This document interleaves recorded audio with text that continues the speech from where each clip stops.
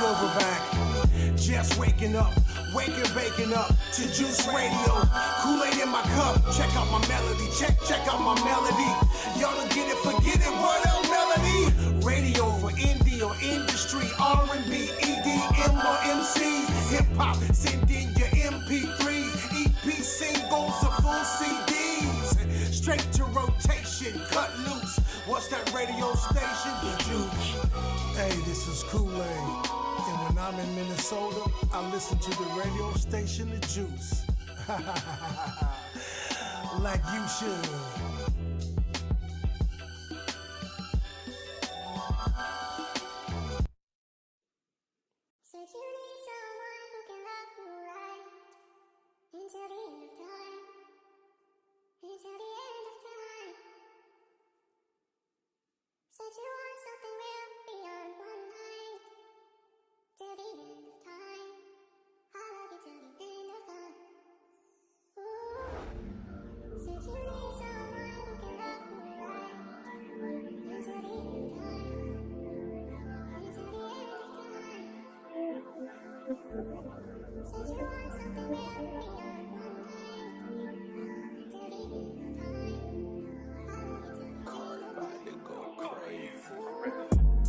Red tech like beans. Shorty DM me right after I leave. Shorty know that I'm all she need. Can't play both sides, fucking with me. Red tech like beans. Shorty DM me right after I leave. Shorty know that I'm all she need. Can't play both sides, fucking with me. Is you down to ride to the well blow, baby? Don't go crazy, I'll be by your side, just hold patient. I want this to last, so let's take it slow, baby. Just know, baby, want you on myself for sure, baby. I've been making moves just to make it happen. Been him, ain't no need for asking. If it ain't love, then I'm past it. If it's bad for me, then it's dropped like a habit. No, I can't have it. Red tech like beans. Shorty DM me right after I leave. Shorty know that I'm all she need. Can't play both sides, fucking with me. Red tech like beans. Shorty DM me right after I leave. Shorty know that I'm all she need. Can't play both sides, fucking with me.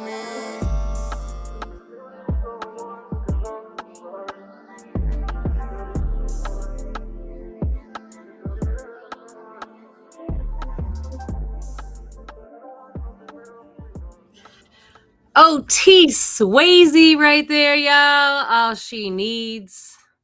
It's a Wisconsin artist, man. Shout out to OT Swayze. Gratitude for sending that in. If you're an artist and you make music, I would love to hear your music. Please send it in for consideration. I accept MP3s with your artist name, social media information, and where you're from to the email. I almost gave y'all the old email address. Any of you classic Juice watchers know what I was about to say, huh? Because that was muscle memory. But I don't use that email address anymore because, oh my God. Anyways, the juicebookings@gmail.com. You know what happened, you guys? I'm sure you can imagine when you start handing out an email address. I still get hella beats. So if anyone needs beats, let me know because I get mad beats. People don't really send music so much to that anymore because they send it to the juicebookings@gmail.com now. But my other email address, I'm on like 3-4 people's beat lists. I get tons of beats. So if you guys are looking for beats, let me know because I'm happy to share some of those with you and maybe you can find a cool beat pack. You know what I'm saying? Make some dope ass music. Sal, peace, man. Gratitude for coming through. It's good to see you. I hope you're well. Let me know if you got any kind of events or anything going on you want me to shout out and let people know about. I'd love to let the people know. That goes for anybody watching. You know, if you guys got stuff going on, I'd love for you to put stuff in there. Like if you're performing, you know, or you got something coming up, some kind of event, put it in the chat, man. Well, this is the community right here. We're building community. So like, you know, we gotta help. We gotta be here for one another. We gotta support one another. That's how community works. That's how villages work. You know, when somebody needs something, we help one another. So if you got something going on, I have a platform right here. I can tell everyone about it. I got lots of friends listening, so I would love to do that for you. Alongside of artists, gratitude.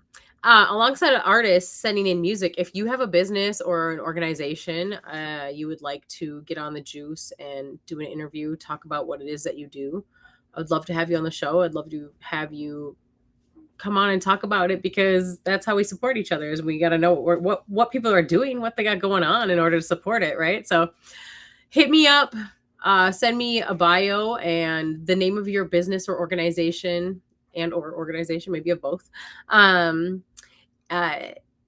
Social media information, where you're from, to the juicebookings@gmail.com. I'm in Minnesota, but everything's not limited to Minnesota. You know what I mean? It doesn't matter if you live in Minnesota, if you make music. I have people send me music from Africa, which, shout out Africa, man. I love it. It's like, hell yeah. Africa fucks with the juice. Ever since forever, though, because I've always had a lot of music from actually different parts of the world, to be honest with you, which is really cool. So it doesn't matter where you live, send your music, send your information about your business, because people listen all over, not just in Minnesota and not just in the United States even. So, you know, it's always been a worldwide show. Back in the day, when Blog Talk Radio was, man, rest in peace to Blog Talk Radio. Love you. You guys gave me a platform, man. Gratitude for getting the juice started. For the first four seasons of the juice were on Blog Talk Radio. And they used to have this map, and it would show like different countries, like the percentage, and you know how many people were watching, like in different countries. The juice was being listened to in 80 countries, you guys. 80 countries around the world. That's impressive, I think. Even if it was a small amount, even if there's just like one or two people listening, still there was people listening all over the world. And I can imagine that I'm on YouTube. Oh, you know what? Let me make sure. Oh, I'm live on Instagram too, man. Shout out to Instagram. Sorry, y'all. I just realized that I was actually streaming on Instagram. So you guys just got let into the chat. So my apologies, but welcome. But you know, I'm on 3 platforms right now at a time. And so especially YouTube, because it's easily accessible, but I have, you know, Facebook friends and Instagram friends from different parts of the world. So people listen all over, you guys. So it's not just here in Minnesota that, you know, we can focus on. Obviously right here is amazing and important as well, but ultimately at the end of the day, like, the more hands we can stretch across the world, the better. So welcome, Instagram. Peace, y'all. Good to have you guys here. Nice to see you. So gratitude for everyone who's joined in already. It's nice to see y'all's smiling, beautiful faces. Welcome to another episode of The Juice. I'm your host. Hi, I'm Melody Waters. If this is your first time joining us on The Juice, welcome. Tonight, I want to talk about a few things before my guest. I have a guest coming on at 8 o'clock. I have a new Typa Money coming on. So guys, stay tuned and stick around to listen to him. Check out some new music from him, and well, new to us, because I don't think I've ever played his music on The Juice, even previous years. So this is new. So new type of money is actually new on The Juice. So it'll be new music to us, whether it's new for him to make it or not. But he'll be coming through talking about his art and just sharing like whatever kind of things he has going on. As conversation goes, y'all know how it goes on The Juice. It's pretty laid back, chill conversation. I don't know. I feel like it's kind of neat because even the artists that come on, it seems like start talking about community type shit, which I love that, because that's what it's all about. We're building community around this mug. I need a drink, y'all.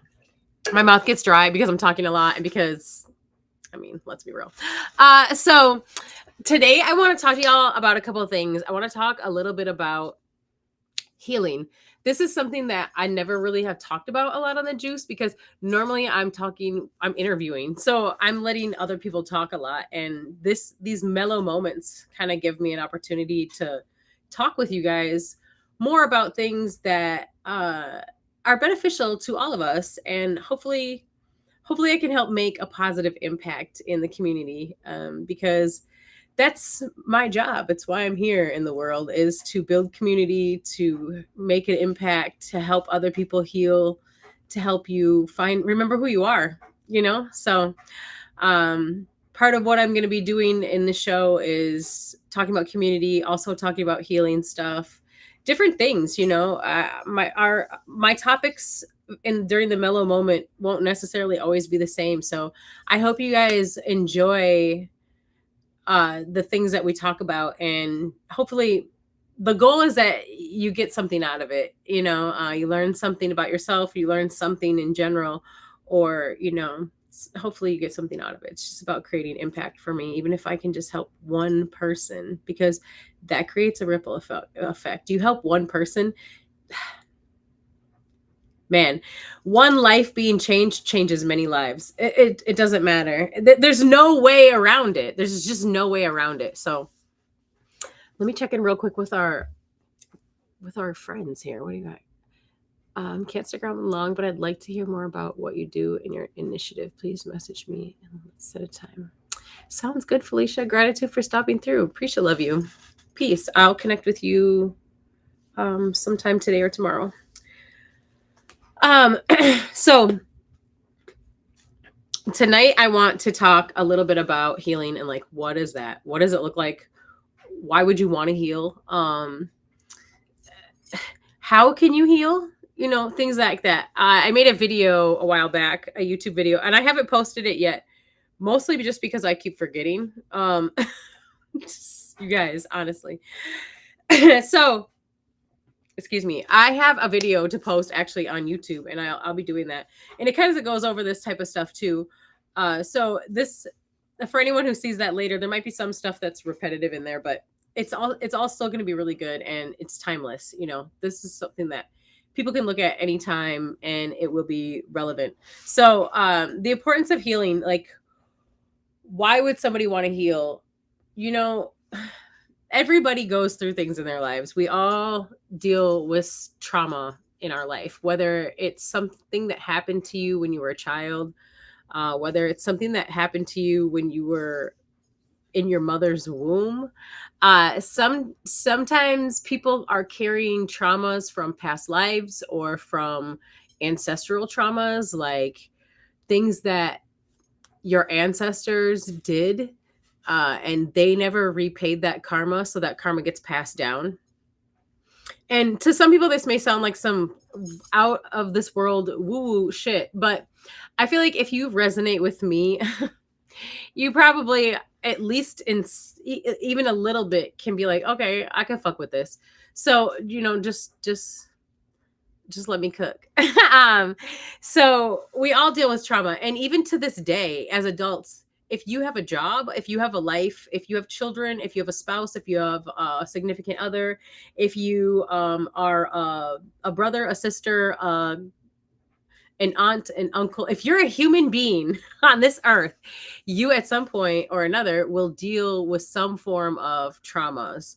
And these can affect us and come out in really crazy ways, and a lot of times not very good ways. So sometimes it may look like stuff like maybe you can't get along with people very well. You have a tendency to not be able to stay in a relationship, like a romantic relationship.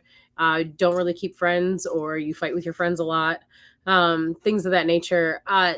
If you have a tendency to, now this is the part where you have to be honest with self. So if you have a tendency to blame everyone else for everything in your life, like you never fuck up, if you've ever dealt with a situation like that, and you can be honest with yourself and say, like, it may not, we can't always be honest with other people. It's not always easy to take accountability in the beginning. It will get easier, I promise you that. But in the beginning, it's not always easy to take accountability if someone else points it out to you, for you to say, yeah, you're right. You know, I overreacted in that situation. But that's okay, because you're going to get to that point where you're able to do that in real time. Watch. You'll see it. You will be able to do it in real time if you do the work. I promise you, your life will change. So if you've ever gotten into an argument with someone and like things just got off the handle, you're yelling at each other, maybe you even get disrespectful with each other or call each other names, whatever. When you have a moment to sit with yourself, when you rehash that in your mind, if you're even the least bit honest with yourself, you will be able to see some point in that situation where you probably could have handled something better, right? Made a different choice that could have made things less difficult, right? Sometimes in the moment when we're upset, it's not easy to do, especially if we're looking through trauma lenses. So, you know, but if you're honest with yourself, you can really say, hey, you know what? I could have handled that differently. And maybe this could have gone differently. And we could have communicated better and understood each other better in this. Because ultimately, at the end of the day, when we have communication with other people, it's not about being right or wrong or who's right or wrong. It's about understanding one another. It's about coming to an understanding so that each person feels heard and seen in the situation, not necessarily that someone is right or wrong, because that's a huge misconception, is that someone always has to be right or someone always has to be at fault. When in all reality, in every single conversation, there's always two sides at play. There's always two energies at play. So in every conversation, there can always be an instance, and I'm not saying that there always is, but there can always be an instance where one person or the other can say, yeah, that part of it was my bad. You know what I mean?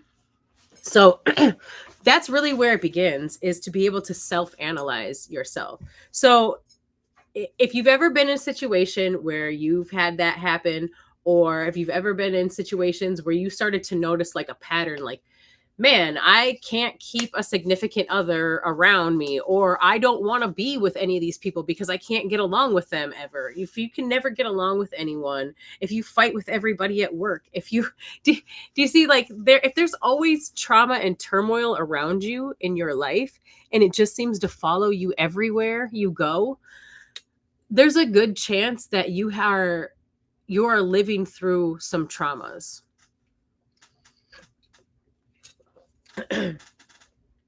And it's miserable, and you don't have to live like this.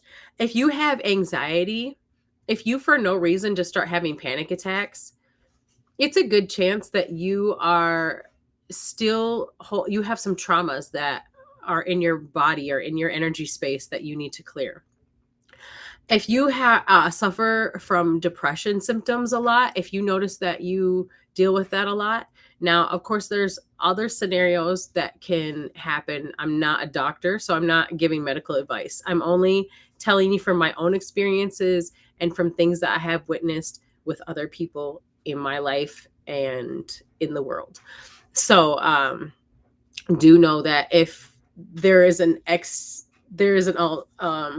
there is a different situation happening with your symptoms, then that is something that I hope that you are getting help with and dealing with. But we're speaking on non-medical terms that don't involve medication.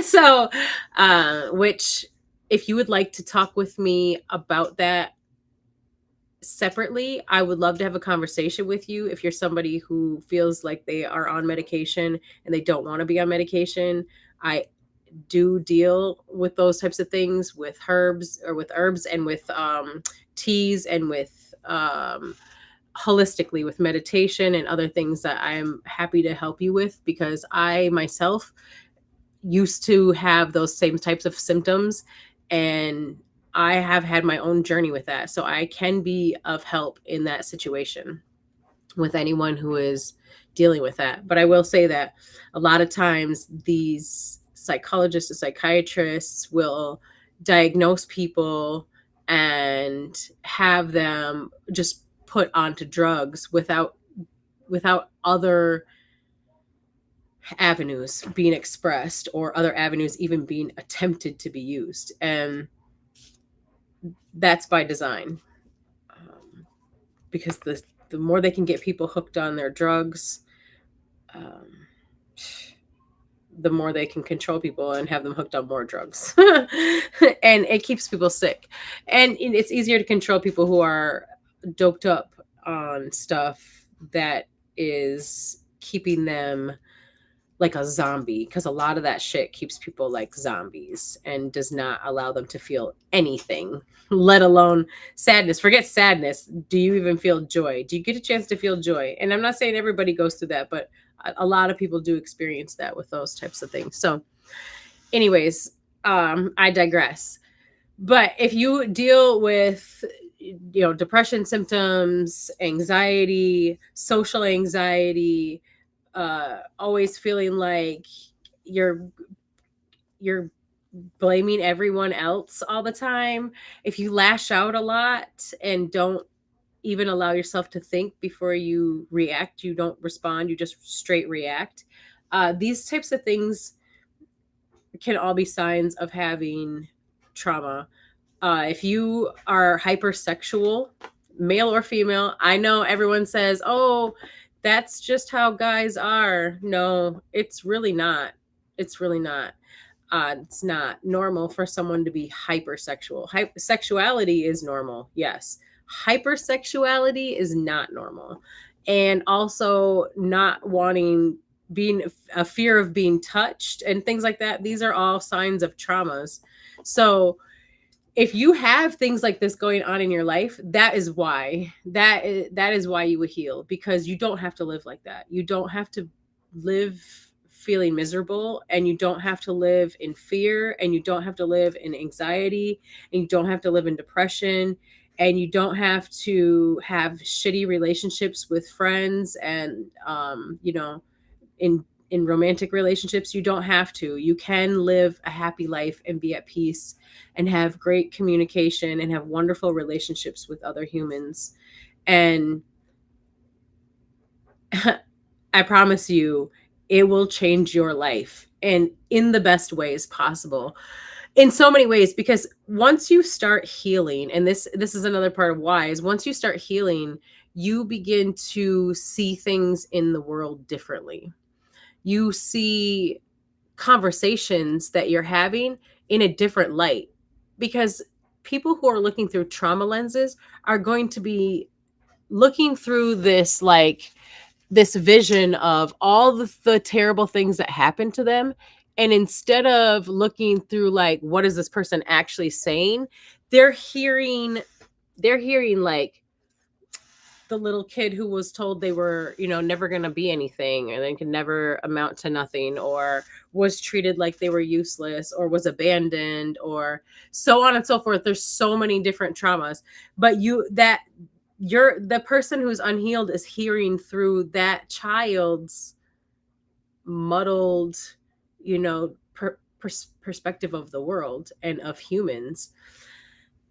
When you get a chance to clear that, it's like lifting a fog off of you, and you start to hear people differently. You start to see situations differently, and you live life differently.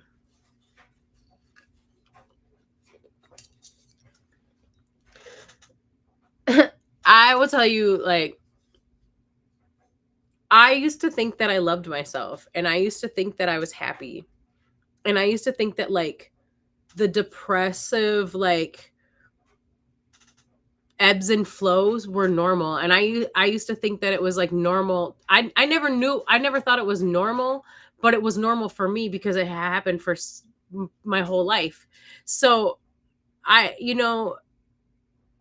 it's not until you finally get on the other side of those things that you're able to look back and be like, whoa,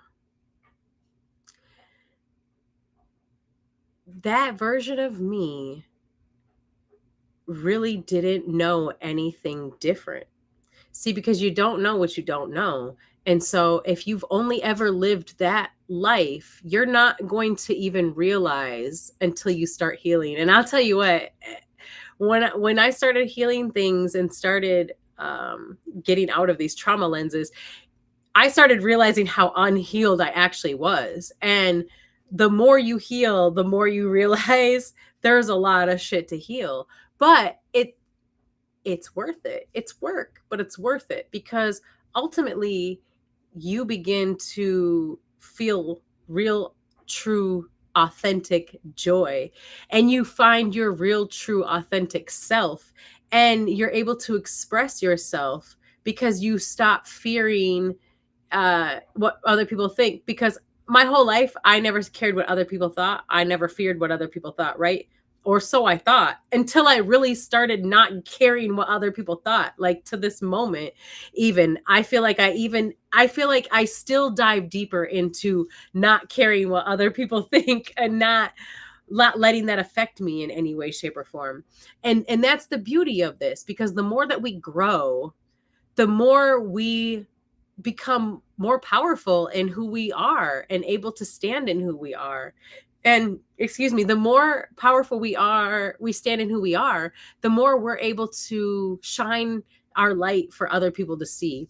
And there's other people out there who are ready to heal too. And so when you start healing, you will change your own frequency and your own light. And therefore, the people around you will start changing too.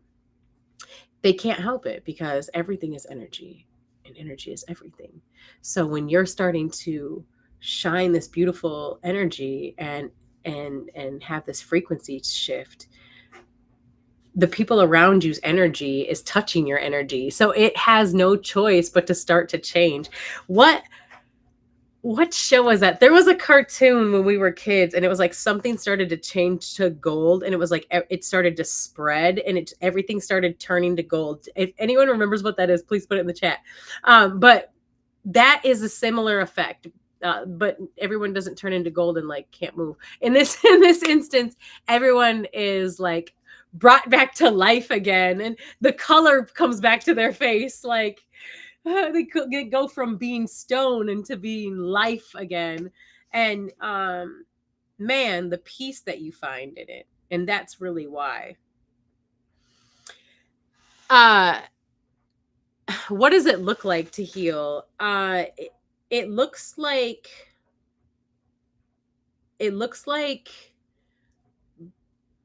you become a whole different version of yourself. It's almost as if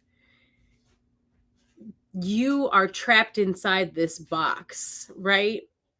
And when you open that box up and you let the real you be able to shine through,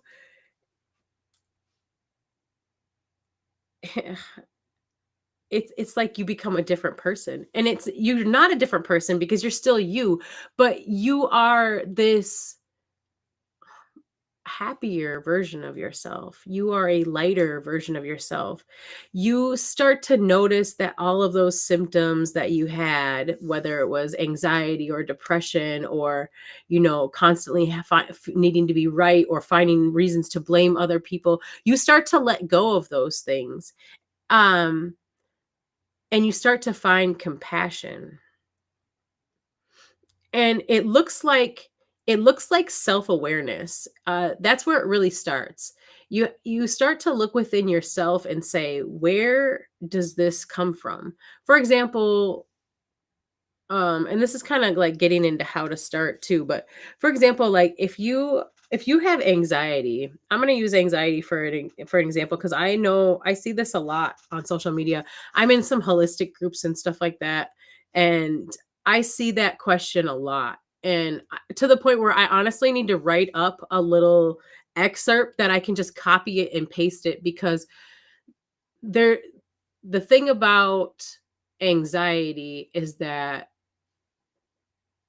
it is rooted in some form of trauma. Something is going on and your body is trying to talk to you and it doesn't know how else to speak to you. So it gives you this feeling of like the panic attack, right?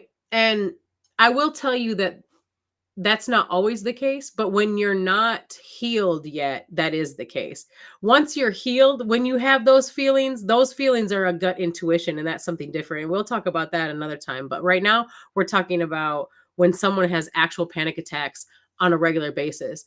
For myself, I can say that before I figured out what was going on, I would wake up sometimes um, like in a panic attack, like stomach upset, can't breathe, or feel like you can't breathe. I'm breathing, but it doesn't feel like it very well. You see what I'm saying? Like chest is like tight, like, um, and what I did is I started to ask myself, I started to sit in that feeling and ask myself, like, where is this coming from? Why, why do you feel this way? Why do you feel this way? And then you just sit and just let your body feel it. You don't have to do anything. You don't have to feel like you have to go anywhere. Just sit still and start to slow your breathing. That is the part, is you start to, when you start to be able to focus on the fact that, okay, you're having a panic attack. When you can actually pinpoint when it's going to start, you're starting to become self-aware. And when you start to become self-aware, that's when you can make change. So in order to do that, you start to feel that panic attack coming on. If you're able to, get into a quiet space by yourself. Go to your car, go in your room, go into the bathroom, go outside. Go outside. If you can go outside, that's actually prime. If you can go outside and sit under a tree, or touch grass, touch nature, touch the ground, that's the best option. But if you don't have that option, just getting someplace where you can be quiet, in the quiet space, so that you can focus on yourself, because that's what you need in that moment, is to focus on self. And you need to like let self be able to feel this safe space to talk to you, because it will. And the thing about it is you've never done this before. So have grace and patience with yourself. Don't expect to necessarily get an answer right now, because have you ever asked yourself a question and then allowed yourself the option to even speak? Or did you always just write off however you were feeling and push it aside and keep going? You see what I'm saying? So right now, your body may not even really trust that you're going to listen to it. And that's a real thing. That's a real thing. And that's part of the trauma as well, because you were told, like, that was ingrained in you since wherever this trauma came from, whether it was a teenager, whether it was a young child, whether it was a past life, whether it was last week at work, wherever this trauma came from, it's been ingrained in you, this idea that, you can't trust. So give yourself time and space, and patience and grace. Okay. Because you will see change. I promise you will, as long as you continue to do it and continue to honor yourself. So, when you're feeling that anxiety rise up, or these depressive moments rise up, go to that quiet space and ask yourself, where is this coming from? Why do you feel this way? And just sit in that moment. If you're having an anxiety attack, the best way I noticed was meditation. And I'm I'm not always able to meditate, because sometimes I have way too much energy and I can't even sit still. I'm just like zzz. So I'm not able to like sit still. And in that case, I try to do something else, like I play singing bowls now or something like that. But even if you're not able to sit still, it's just the fact of you don't have to close your eyes and make all your thoughts go away. You just have to be in that space. Just start somewhere. It's about starting, because it's you're not going to end where you start. You're not. And when you start, it may be uncomfortable, and you may only be able to sit still for 2 minutes. That's okay. Give yourself that 2 minutes then, because that is better than 0 minutes. And it's about just starting and beginning that relationship with yourself, your body, and your healing. It's a journey and you're beginning. So think about it like when you were a child and you began to walk. You did not come out of your mom running across the floor. You laid there and couldn't even hold your head up at first. And when you took your first steps, you may have stumbled the third one. Do you see what I'm saying? But ultimately, at the end of the day, look at you now. You can run. So just give yourself grace, give yourself time. Um, but just giving yourself that space to sit then now in just a couple of minutes. So other things that helped me and could possibly help you is lavender oil. It's aromatherapy. If you can get it, put it under your nose, put it at your temples, put it behind your ears, and put it on your wrists. And even you can put a little bit on your chest. Lavender oil is one of the very few essential oils that you can put directly onto your skin. If you are concerned about the fact that it can be estrogen producing, then you can dilute it, or even use it in a diffuser so that it's not on your skin. But those are some ways to get that aromatherapy, and then just taking in slow, deep breaths. And that's gonna come more too with becoming aware, the self-awareness. And again, have grace and patience with yourself, because the first few times you may not even think of all of these things. And I hope you're taking notes if this is helpful to you. Or rewatch it and take notes later. But um just even taking a deep breath and just in through your nose. We can do this together, you guys. Ready? You're gonna go, and then just hold it for a couple of seconds, like to the count of 3. 1, 2, 3, and then release for 3. Or 5 if you can do 5. But whatever you want to do for number wise, just taking in those slow, deep breaths and having no expectation, letting yourself hold in that beautiful, clean energy for a few moments before you release it. And as time goes on, when you get more into your self-awareness, start telling yourself things like that you are breathing in or taking in clean, positive energy, fresh energy, replenishing energy, things like that. Whatever words worked for you and come to you, listen to your own self and create what works for you with your own words. But you want to be bringing in that fresh, clean, positive, new energy. And then when you're holding it in, imagine yourself grabbing all the gunk, all the energy that feels sticky and heavy, and the anxiety or the depression or the sadness or whatever it is that you're experiencing in the moment. Imagine that you're collecting all that energy up while you're holding that breath in. And then when you're releasing that breath, do the same thing, that you're releasing that energy. You're releasing the stagnant energy, the old energy, the dead energy, the negative energy. And if it helps you, and sometimes it helps people, release that energy with sound. It can just be a or it could be a or if you need to make a noise like do that, because I'm telling you, what trauma is pent up energy. So this depression, the sadness, the anxiety, the fighting with other people, the fighting with yourself, the rage, the anger, these things are energy that is not in motion. This is energy that is stuck and stagnant, and it is blocking you from having peace. It's blocking you from being happy, and it's blocking you from being in not feeling that anxiety. So get rid of that shit. And if you have to do it by screaming into a pillow, then by all means, baby, scream. And if you're in the woods, even better. Even better. Yeah, I'm trying to tell you, get into nature as much as you possibly can, always in life, but especially while you're doing while you begin and while you're healing, while when you're eventually just going to always want to be in nature more so, but in this beginning part of your healing process, get outside as much as possible, especially now because our weather is starting to get chilly. But get your feet on the ground, bare feet, take your socks off, take your shoes off,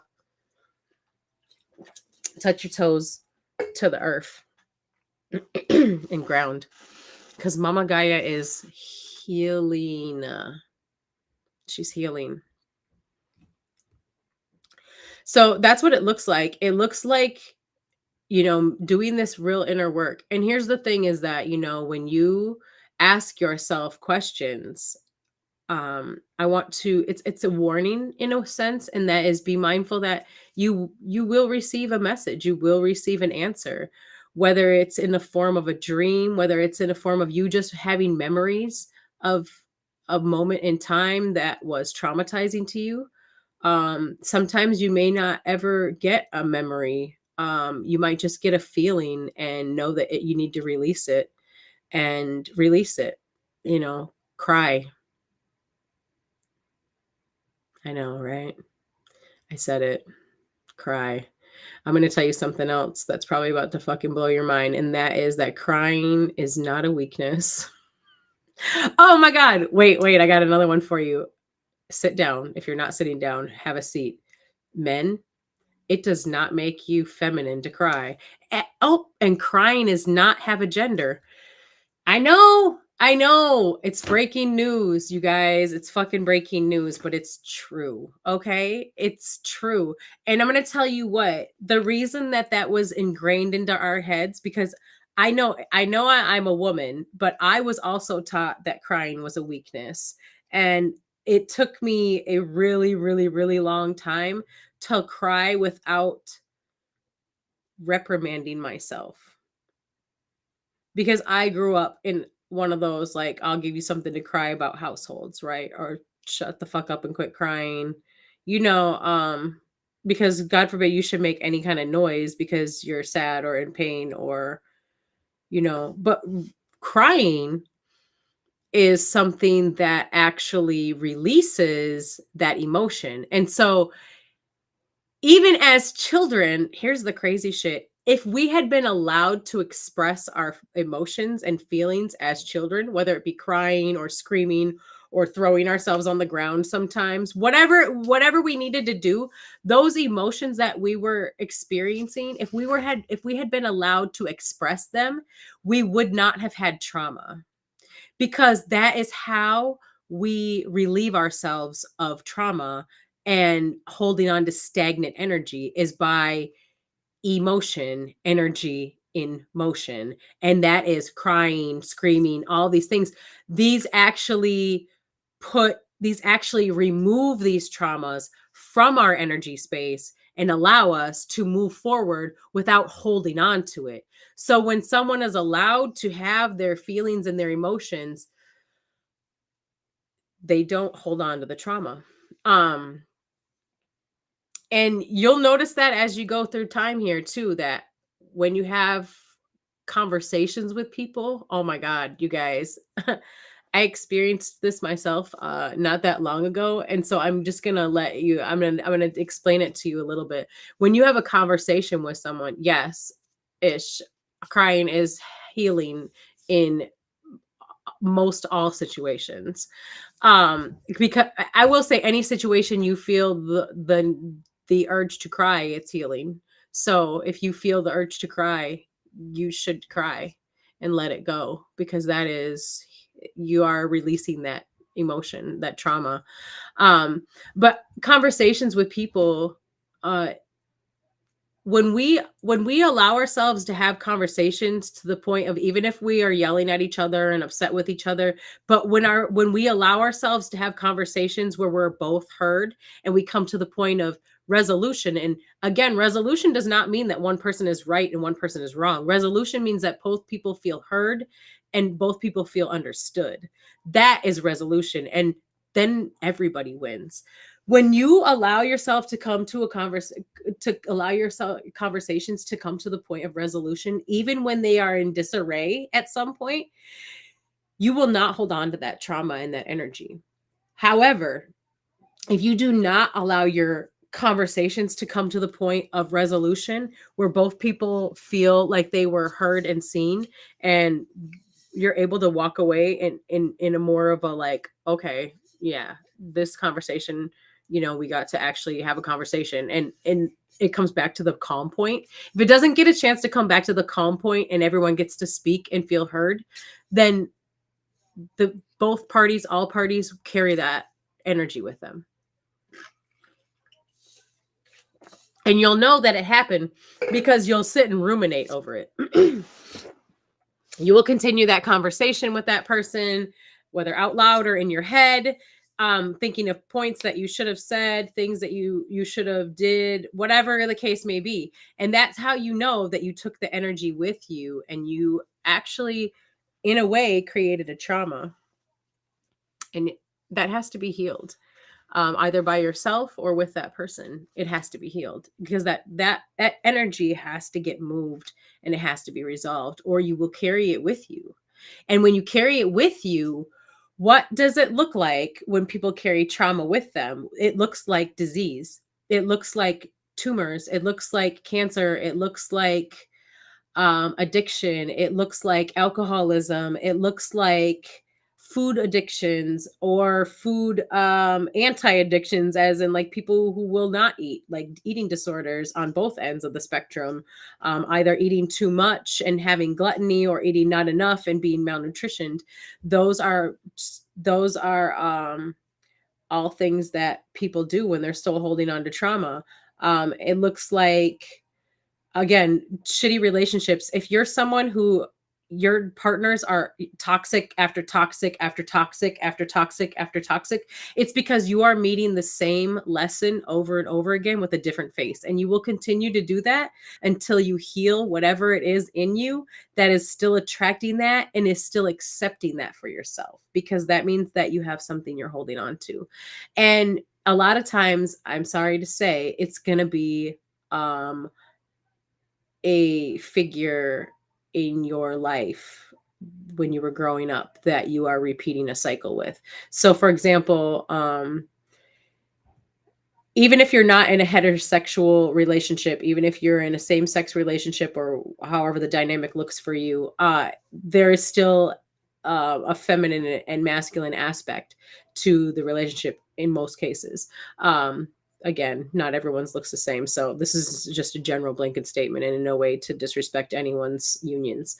But so a lot of times people will take, if you're a feminine energy, you looking for your masculine energy is going to be whatever masculine energy that you were raised by or not raised by, but the strongest at masculine energy in your life. So if you had a father figure or that was extremely abusive or neglectful or just straight up abandoned you, so you had no father figure, that will affect how you look for your counterpartner in life. If you are a masculine and you had a shitty feminine energy in your life, whether that be a mom, auntie, or grandma, a sister, whomever was like your most powerful impact or lack thereof, again, someone who abandoned their you will have and look for that same shit in your counterpart, your feminine counterpart, until you heal that shit.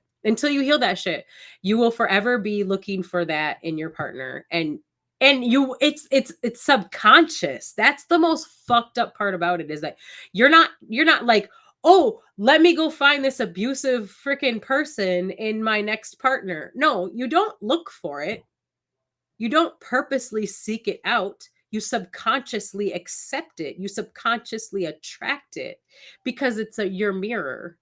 Every relationship that we have, whether it's, and it's not even intimate relationships, every relationship we have, whether it's a romantic relationship or whether it's a friendship, whether it's just close relationships with humans, all of our relationships with humans are our chance to look in the mirror at ourselves, because your partners in life And I mean all humans, your partners in life will bounce back to you the shit you still have to work on within yourself. So anytime you are relating with another human being and you're like, this motherfucker is driving me nuts because they do this, that, and the third, right? That's something that you get the opportunity to go, mirror, mirror on the wall. Why is this shit driving me nuts after all?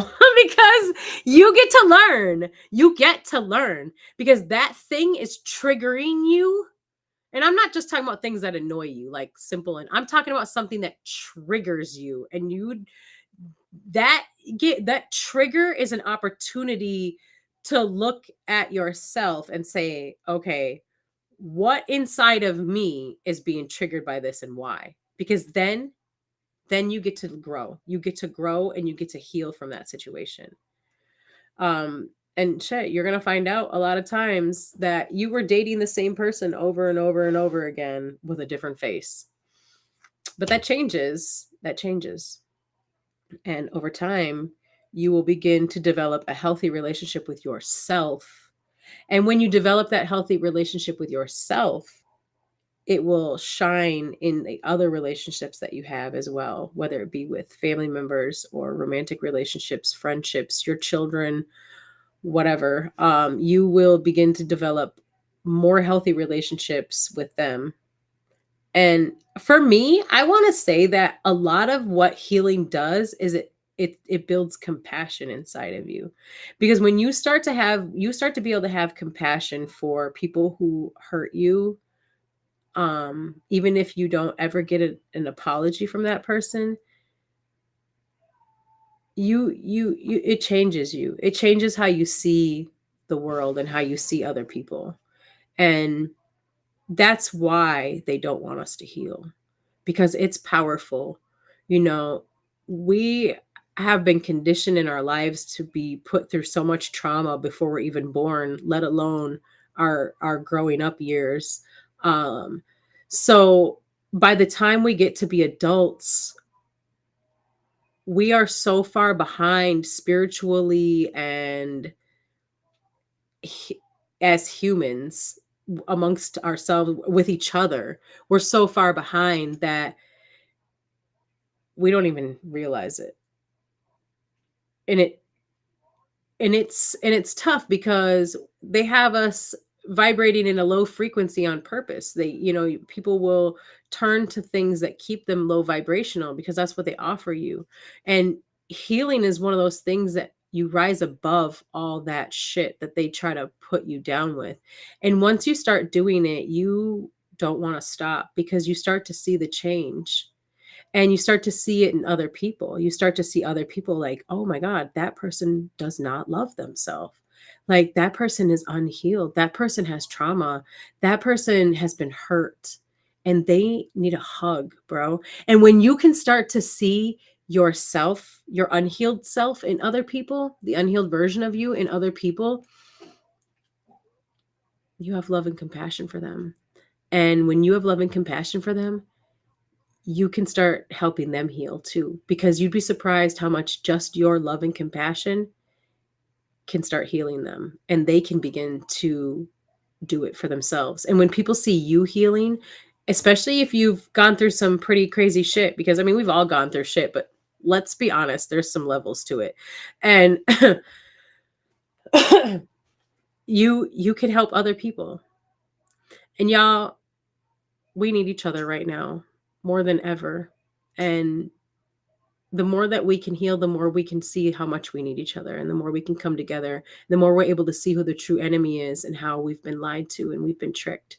So that's another reason they don't want you to heal, because they want you to see the man behind the curtain. They do not want you to see the man behind the curtain. And that's what happens when you have a clear mind and you're powerful and you're thinking for yourself. You're not easily controlled. You're not easily persuaded. You especially we start to balance ourselves more too, and you start to become more balanced within yourself. If you're a masculine, you start to become that divine masculine. If you're a feminine, you start to become that divine feminine. You really start to embody your true self. And when the divine masculine becomes his true self, for all intents and purposes, and divine feminine becomes herself for all intents and purposes. Take it as you are. Um, and they come together. Yeah. We can change the world. Powerful. We're super powerful. So, on that note, how do you start? You start by acknowledging that something in your life is not feeling right. And you start by saying, I want something different for me. And you start by saying, I deserve something different. I deserve better. I'm worthy of better. And you really want that change for yourself. When you really want it, you want it. And I know if you're still listening to me right now, you really want it, because you wouldn't still be here listening to all this. And I'm here to tell you right now that you can do this. You can. You absolutely can. And I will do whatever I can to help people. I have videos and I try to post things, and I'm going to talk about more things here on the Juice as well. But if you have like a specific question, I'm open to helping people if I can, within reason. Y'all, please, within reason, y'all. If I get like 10,000 emails, obviously I can't like answer 10,000 emails, but imagine that flooding. Anyways, y'all. So it starts with that. And then it also starts with just the self-awareness, and then starting to center, getting into center. And by that, I mean, talking to yourself, asking yourself why do I feel this way? And letting yourself have space to speak if it can. And also being open to just looking for the signs, looking for the message, listening for the message. And it may even come a week later. It may come a month later when you're having a conversation with your mom and she reminds you of something and you're like, oh my God, I forgot that ever even happened, but it traumatized you. Someone else may not have even realized it traumatized you. Sometimes just what someone says to you or how they say it, even as a kid, because kids take everything literal. And if you're a parent, please understand this. Kids take everything literally until they hit like almost their teen years. Okay. So if your child is anything under like 10, 12 years old, they take shit literal. I mean, I know we can teach our children to joke, but like when you say things to them, be mindful what you're saying and how they could be taking it, what effect that could be having on their own self-image. Please. Because that is something that takes a lot to get back and can be damaged so fucking easily. So be mindful how you speak to your children, y'all. Okay, so I could literally talk about this for fucking hours. I'm not even joking you. So I am going to play a song real quick and I'm going to end out in that. And I do want to say that if anyone is seeking any type of coaching in that or needs any help with healing, I am open to helping people heal. And if you want something that's more in depth, connect with me and contact me, because I am open to taking on people and helping people like that, So I'm going to play a song and then I'm going to bring on my guest tonight, which is new Typa Money. And I hope y'all hang out and enjoy us. I'm excited to hear all about his music adventures in the world here. Okay, so I'm going to play this Rob Sin-Q song. It's called The Amazing Lifestyle. It's right here on the Juice, y'all. Keep it locked. We'll be back in just a moment with new Typa Money.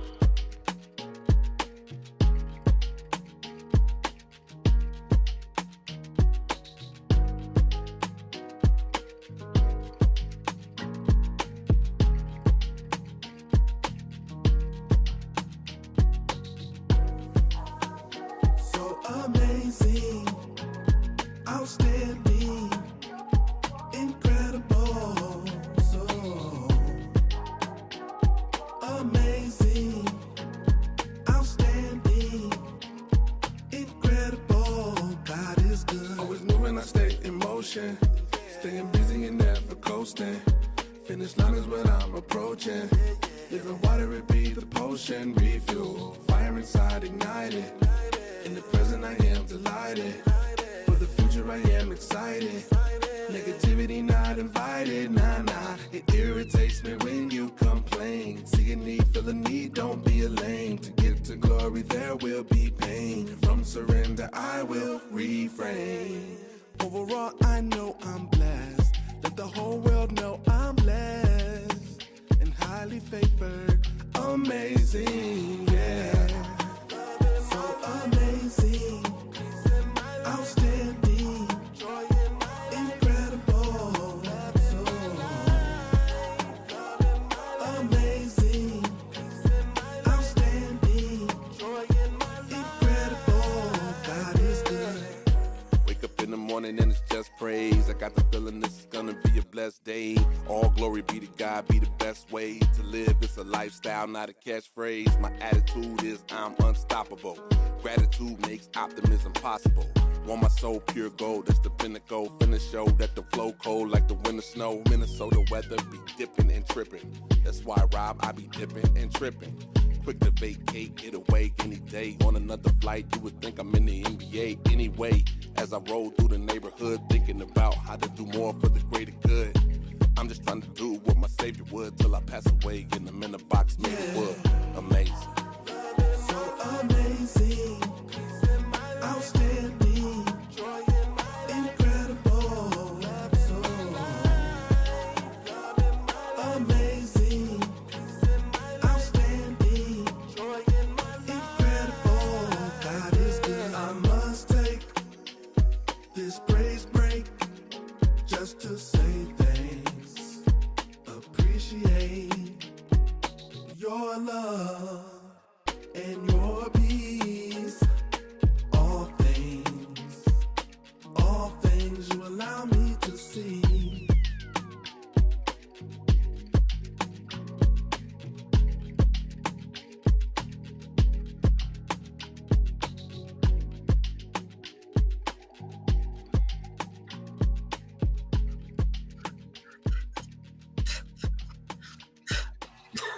The amazing lifestyle right there, y'all. Rob Sin Q, Minnesota artist. Shout out to him for that one. Peace, goddess. I love you. I hope you are well. Welcome back, y'all. Thank you so much for tuning in tonight on the Juice. It's so great to have y'all here. I appreciate love y'all so much. Y'all could be anywhere, but you chose to be here with us tonight, and I really am grateful for that. Quick reminder too, if you are in the Twin Cities area or even nearby and you're into building community, you want to be a part of a community and talk about community stuff, we're talking about, land, getting starting a self-sustaining community, things like that, purchasing from one another, bartering. We're making moves to be self-sustaining. So if that's something that interests you, we'd love to have you come and join a village meeting and see if we're a right fit for each other. Come check us out. We meet every Thursday. We are now inside. We were meeting outside, but we're now meeting inside at the Palace Community Center in St. Paul. Keep your eye out on Facebook. I will have an event posted probably tomorrow. I'll do that tomorrow. And then also I will be posting a flyer and info on that. So you'll see the actual address. However, you can also find the address yourself. The Palace Community Center, it's really easy to find. And we are literally, when you walk through the doors, we're straight through. You just walk through the doors and go straight through. It's in the teen room, and that's where we meet and hang out. So we'd love to have your beautiful smiling face. Bring a friend. And bring your family, bring your kids. The kids are welcome, man. We're a village, and so please bring your children, because that's the thing at the end of the day. Like, we're here for each other. Your kids are my kids, and their kids. All children are our children. Do you see what I'm saying? So it takes a village. So bring the kids so we can meet them, and we can all bond together, and we can help you. Okay. We can help you. You don't have to do this alone. So please, we'd love to see you there. And I would love for you to meet my guest this evening, y'all. We got new type of money over here chilling in the freaking. I should start calling it the gray room instead of the green room. It's kind of cool because I low key wish y'all could see him back there because it's cool because you can see them. Big chilling. So new type of money. Welcome to the Yo, yo, Jew. yo. What's happening? Can you hear me? Can you hear me? We can hear you fabulously. How are you? Okay. Man, I'm feeling swagnificent. How about yourself? I love that. I'm amazing. I'm fabulous. Gratitude. I would like to be swagnificent though, because tell me what does swagnificent feel like? Swagnificent feels like, I love to make words. I love to put words together. My Me mama too. called me a wordologist, you know what I mean? So like I'm feeling magnificent and I got my swag. Hmm. So I'm feeling swagnificent, you know what I mean? I love it. That's what's up. Yeah, I like that you put words together because I do the same type of thing, and I think it's important to have your own language sometimes. Definitely. Because sometimes one word doesn't really describe what you're trying to say. For example, Right. you probably don't deal with this much in Georgia, but in Minnesota we get cold weather with snow and ice. And I always say that it's slickery because it's slippery and it's slick. It's not just one or the other. It's both of them. It's slickery, Right. So, Right. and appreciate love. I got that from a Jamaican guy, so I can't claim that one though. Appreciate love is another putting two words together. Appreciate and I love. just heard you say that. I just heard you. I was like, I gotta use that. I appreciate love it. Yeah. I'm gonna Yeah. tell you why I say it, and you're probably gonna like it even more. And the what he said is because okay, so like he was Jamaican, so Caribbean when they say appreciate, they don't say appreciate, they say appreciate because it's how they pronounce Mm, the word, but they don't want to yeah. say hate. So instead of saying appreciate, they say appreciate love. Appreciate love. Yes, I was like, I like it. I fell in Yeah. love with that, and I was like, me too. I don't like the hate word, so She let's say do me appreciate too. love. So, Mm. man, I'm so grateful to have you on the juice tonight. It's your first time on the juice, man. So welcome. Uh Appreciate it. Appreciate it. yeah. For the people out there who never heard a new type of money or don't know much about you, please tell them who is new type of money. Man, that's a long. We'll be here all day, But in a nutshell, man, new type of money is he's a very unique individual. He is, of course, an artist, a producer, a engineer, a spiritual liberator. Um, do a lot of work in the community. I was watching what you were saying. I love what you got going on. I actually, was in tune, with what you got going on before the Gratitude. show or whatever. But yeah, I actually love what you're doing. And honestly, everything that I do is pretty much kind of coincide with what you're doing. Honestly, I'm a not a religious person. I'm a very spiritual individual. So I'm all about my whole purpose on earth is to um shift the frequency, make way for the next generation that's coming. So that, that comes with a lot of me speaking out, saying a lot of stuff that, um maybe many won't really. Ruffle some Yeah, feathers. yeah, I ruffle feathers. I'm labeled as a rebel or a Yeah, yeah, yeah. heathen. I've got called all type of names, the I'm always devil. pissing somebody off. Yeah, that was that. Yeah, that's me. So We're not yeah, here to be liked though. That's okay. exactly, We're here to exactly, make change, god damn it. exactly. Evolve, elevate. That's Right. my clothing line. That's the brand, elevate. So that's what I'm all about, man. Elevation. I love that so much. So your music then is that also kind of tie into Yes, yes. Every song that you hear is a message in it. Everyone. My music is sort of like, uh, no offense to the religious people, but my music is sort of like a sacred text, you have to kind of decode it. Like the Bible or the Quran or any other, sacred text. My lyrics are similar. You can listen and get a vibe and be like, "Oh, I like him, I love him," but like I used to be so caught up in like I want people to get it because I felt like people was missing the message because a lot of times like stuff I'm saying is way over people's head. You know what Yeah. I mean? So I try to make it relatable, try to make it, digestible. Yeah. Yeah, But ultimately, though, it's hieroglyphics because you can see the picture and the picture definitely. looks nice. But if you know what you're reading, that shit's deep. Man, man, it Nice has job. the trajectory to change your whole life. Like I got a song called Watch Me Manifest. In the Oh, first verse, I'm actually telling you how to manifest if you nice. listen to it. You know what I mean? So yeah, it's just stuff like that. Like I'm throwing clues off in the, because I mean if I was to just put it straight out direct, I probably wouldn't be here talking to y'all. You know what I mean? 'Cause, Yeah. they get rid of people like us. Yeah. Right. That or they'd suppress. Exactly. That's Yeah. been going on for the longest. Try to make you feel like you're crazy, Yeah. but I am crazy. So, Yeah. I'm weird. If y'all yeah, if you want to know what it means, go look up the etymology of the word weird and you'll change your exactly. perspective on it. And be mindful of what you call weird too, because you're giving it too much Mhm. power. Come on. Exactly. Exactly. Yeah. And I didn't know you were in Minneapolis, Minnesota. I'm like, wow. I actually stayed up there a good little bit. I actually got married in Minneapolis, Minnesota in Oh, you did? 2016. Yeah, I used to stay downtown Marquette on Marquette. Oh, dope, man. That's what's up. Yeah, Okay, so yeah. you know the streets then. Where it's at.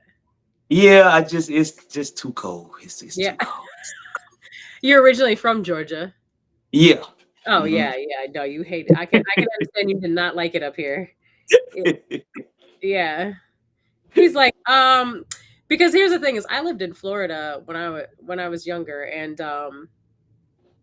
when it gets to be 70 degrees, you start putting on hoodies and Yeah. because you They get in used flip. to that Yeah, they heat. in flip flops and tank tops in Florida. Yeah, 70 degrees. Yeah. At 70 degrees, it's cold. You start getting chilled. You need to put a hoodie on at 70. It's chilly. And see, I'm like that here. 65? Oh no. I'm putting a coat on. I'm wearing a Yeah. coat when it's about 65 degrees. I have a jacket. Um, so I can imagine you came here and you're like, my long johns need long johns. Yeah, I didn't go out much. Downtown, I pretty much everywhere I needed to go was through the skyway. Like I didn't really go outside at all. Yeah. The good thing the Skyway has a lot of food and stuff in there. You didn't really have to do too much then. At all. Like I was right there You downtown. Like literally can grocery shop and go to Target. go that was my store right there at the Target. Yep. That's so funny. Yes. How long did you stay? It wasn't long at all, probably like a couple months. Oh, Yeah, yeah, like a couple months, and I'm like, yeah, we got to go back to Georgia. So, gotta get yeah, about the jam. I'm out of here. yeah. I feel it though. That's It was a real. dope experience though. I was actually there when Prince died. Oh, dang. That's sad. Yeah, The whole city was purple for a while. it was, and it was crazy. But actually, I was actually supposed to meet the guy like a couple more weeks coming up, and it was like, yeah, You know yeah, what was really weird is the sky was actually purple though before they lit the lights up. for real. Yeah, it had like this purpley kind of hue to It it. I wasn't the only person that saw it either. but because like you right, the whole like they had the whole city purple for Prince. It was crazy. Yeah. Yeah. It was pretty cool. Um, so what got you started in music? Oh man, what was the spark? I'm gonna be honest. Mm, Life. In most interviews, people be like, "So when did you start doing music?" And I'm like, how people do music is kind of like I am music. It's yeah. like, yeah, it's like one of them. Ever since I can remember, uh, my mom had music on earphones on my ears. You know what I mean? And granddad was a DJ. Uh, kind of grew up in the church, so I'm very versatile. Listen to all different types of music, but like, yeah, I was just that. I was like a real super hyper active kid, ADHD ish, all that. So like, I was always moving, always beating on some. Um, my mom can You attest to were this. a regular little boy. Probably a That's how little little more. boys are, man. I mean, but I was a little more like, say like in They really kindergarten, just try like. to stick you in boxes, man. They just try to stick everyone in boxes. Right, You're just right, you, man. That's you. right. You needed more space to move and be free and create. I did. I did. I would be in kindergarten and just, using pencils as drumsticks and beating on kids' Yes. head and like, yeah. So it was like, we got to get this guy a drum set, and just or something. Like, yeah, because he's like, I got in trouble for running my mouth and just, coming up with beats and being musical. So like around the eighth grade is really when I started rapping and making beats. Wow. And my cousin actually he was rapping. So at the lunch table, like eighth grade, he used to be battling like different people. So they would come and I would set the battles up and I would set the battles up, I would beat for the battles, and I would be in control of saying who won. So Oh man. like after doing all that, I'm hearing these guys and I'm dropping the beats and I'm saying like in my head, I'm like, I'm better than them. Like, wait. So after a while, I just started rapping, and everybody was like, "You can rap," and it just went from there. It's like Yeah, the quiet kid that no one ever heard speak before, huh? All of a sudden, you can rap. yeah.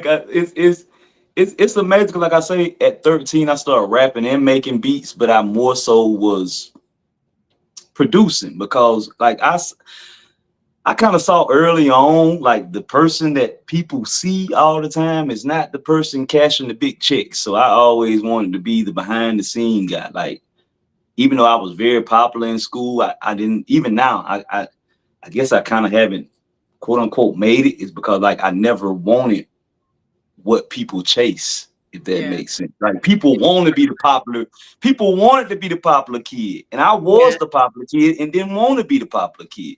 You know what I mean? So it's like that. Yeah. So you don't like seek out the attention, you know?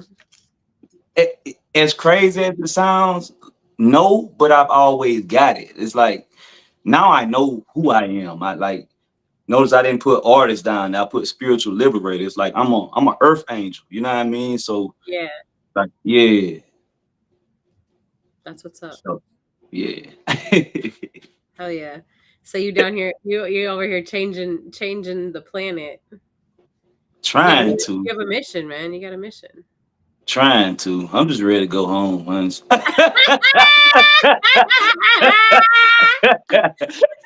No, I felt that on a cellular level.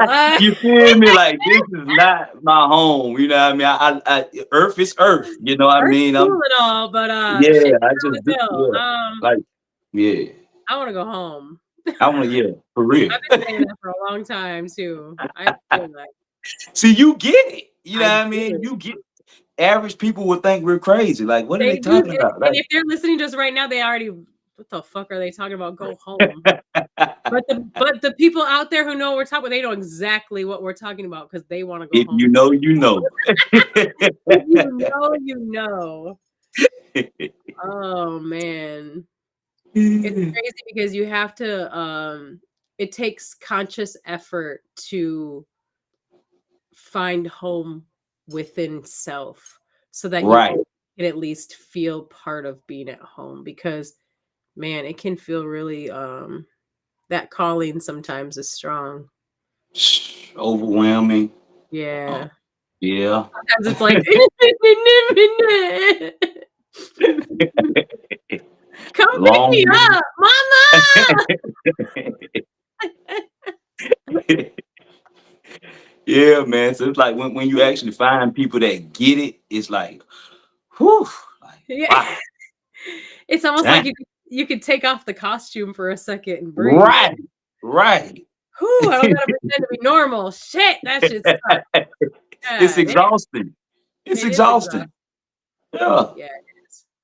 Um, I have a tendency to not be around a lot of humans because of that. Right. But that's not always a good thing either because Yeah. Yeah. I've been warned about my not being human enough. Like you can't live in your In spiritual, in the ethereal spiritual. world. Yeah, you gotta come back to earth and be human sometimes. You gotta interact with humans. How can you help humans if you don't interact with them? Damn it! It's tough, man. It's tough, You're man. right. Damn it.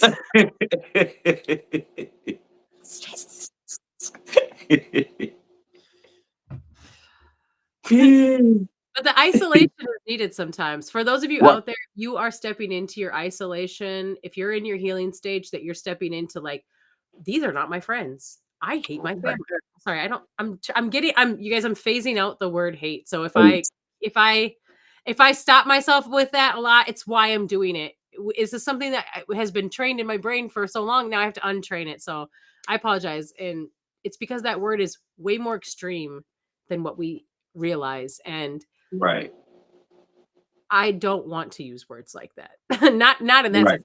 Love is a really more extreme than we realize too, but I would rather use a positive word that's more extreme than we realize than one that's very deprivating. Right.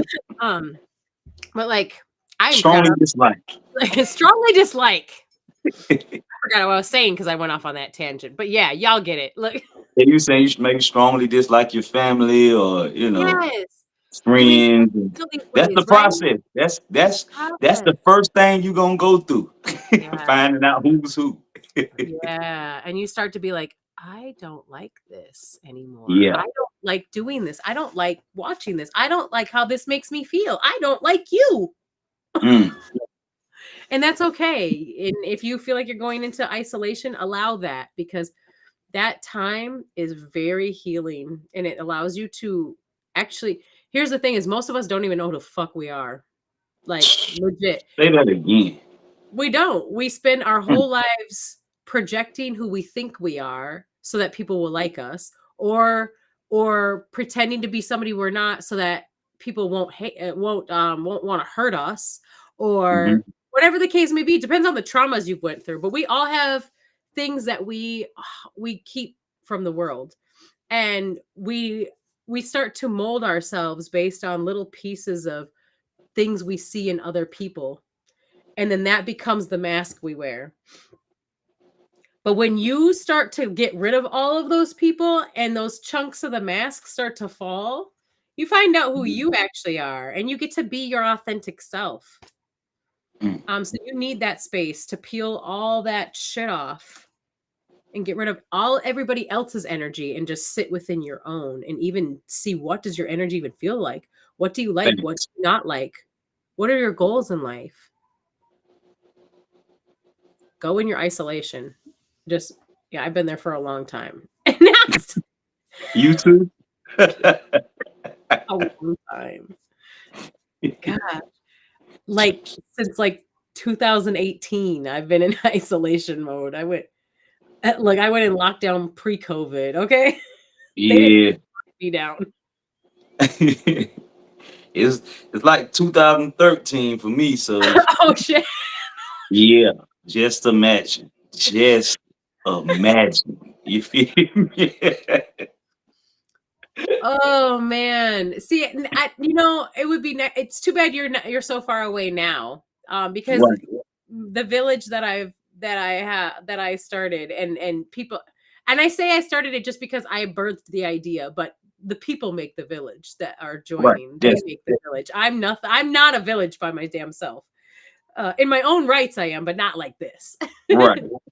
um, but people like you are exactly who resonate with us. Someone who's Right. healing and who is not a normie.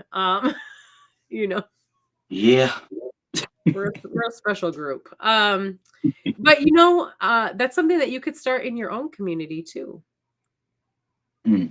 Be inspired, my friend. I actually You it's been thought about on me it? about starting a community, but Ah! it's like Again, just like not want to be that popular person. Like even though I am a leader, it's like I don't like being a leader, if that makes sense. Or like everything is predicated off of me and my, you know what I mean? It's like I'm kind of growing into it, but I'm the type I would rather, even though I know I'm a leader, I love to serve. I love to get with people and help push their vision. Like I'll stop what I'm doing and help somebody else push theirs. Like that's who I am. That's a You feel leader. me? Right. But here's the thing is that being that you are a leaders don't have to be in control of everything. Right. Leaders are the ones who say, yo, this is what we should do. Come on, let's do this together. Mm. So when as a leader, what that allows you is to say, you know what? I see this talent in this person. I don't need to hold this baggage anymore. Let me give the responsibility to this person because they have this talent.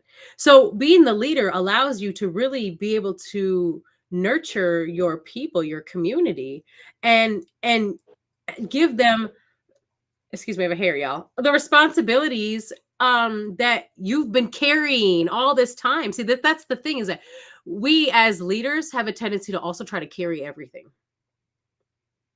Right. because we're natural born leaders. It's something that that's ingrained in our soul. We didn't realize it when we were kids. We were just always carrying all the shit because people give us all their shit. People give us all their shit because we can fix it, because we have the Right. knowledge, we have the wisdom, and we didn't Right. realize it maybe, but you're coming into it. You know it Right. now.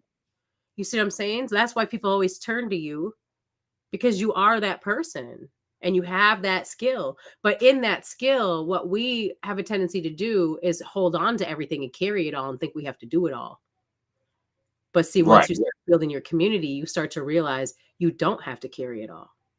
You Mm. get to start giving to other people what they have talent and skill in. And man, I'll tell you what, my village situation is fresh, but it felt really good the first time I did that. I was like, "Oh my god, I don't have to do all of this by myself anymore." And I have people here who are like with me who want to do these things too. And like this person's really good at this. So when I give them this, it's not like I'm giving them something that's going to be a challenge. They're actually going to enjoy Right. it. Right. But being the leader that you are, you have the vision to be able to see that in other Right. people and to see the benefit that it has for everyone. Right. So you Definitely. don't have to be the forefront. You don't have to be the fucking front man. You get to be that person back there that says and observes and see. Lord send them. That's all I'm gonna say. Please send 'em. My homie says, "Build it and they will come." That's what he says. That's what he told me. Build I it and they appreciate that. I appreciate it. and he was right though. I will say. Yeah. Yeah. He was right. He was right. So this project, the music that you sent me, is this all off the same project or is this separate projects? Oh nah, it's kind of like singles. I sent some singles. I sent one single off of the project that's dropping. I have a project dropping November 1st on my mom's birthday called From Pain to Purpose. And it's pretty much, man, everything you talking about. Like that's my life. Like my whole whew, it's been a healing journey since 2013. Like I got on my spiritual journey. I went to finding out things about myself, went to finding out things about my family. And yeah, it's just been a journey. It's been a journey. One I'm sure you're grateful you embarked on, huh? It's kind of bittersweet, honestly. Yeah, talk about it. I mean, honestly, because I feel like in 2013, when I embarked on my spiritual journey, I was seeing, feeling, experiencing things, realms, dimensions that kind of made me feel crazy because nobody else at that time around me could relate. No family members, no friends, and it's just I felt alone for a very long time. To be honest, I'm just now feeling company and actually seeing company in the spirit. Probably like around COVID. That's when a lot of people start awakening. You know what I mean? It's like, Yeah, they oh, did. thank God. I Like know, right? now, yeah, like now you hearing the stars, like the I ain't gonna name names, but people look at as celebrities or superstars. They're now, or they were then 2020 to now. Now they're saying the same things that I've been saying. And it's like, Right. well, maybe y'all will listen now that young such and such, or Lil what you call it, or whoever is saying it. You know what I mean? It's like, I don't care how you get the message, as long as you get it at this point. Like, it's been Right. so long feeling alone, and just like, it's almost like the world is catching up Yeah. to my enlightenment. And I'm not trying to like, I can't even brag about it. Like, I wish I could like brag, like, oh, I'm just this spiritual earth angel and this and that. It's like, no, it's not. It's so bittersweet. Like, it's so bittersweet when you have powers that you can't even tell people about because they'll think you crazy. You know Yeah. what I mean? If I told people I could read minds, if I told people I could teleport, if I told people, if I like people like show me, they want you to prove it, and it's like that stuff don't even work like that. You know what I Oh, mean? you're Like I like, don't just haha, yeah, read that's minds. cool. Like I'd be like, you know, I can read minds. Like what I'm thinking right now. It's like no, it doesn't work like that. You know what I mean? I know what you're thinking. You're gonna ask me what I'm thinking, what you're thinking right now. That's what you're thinking.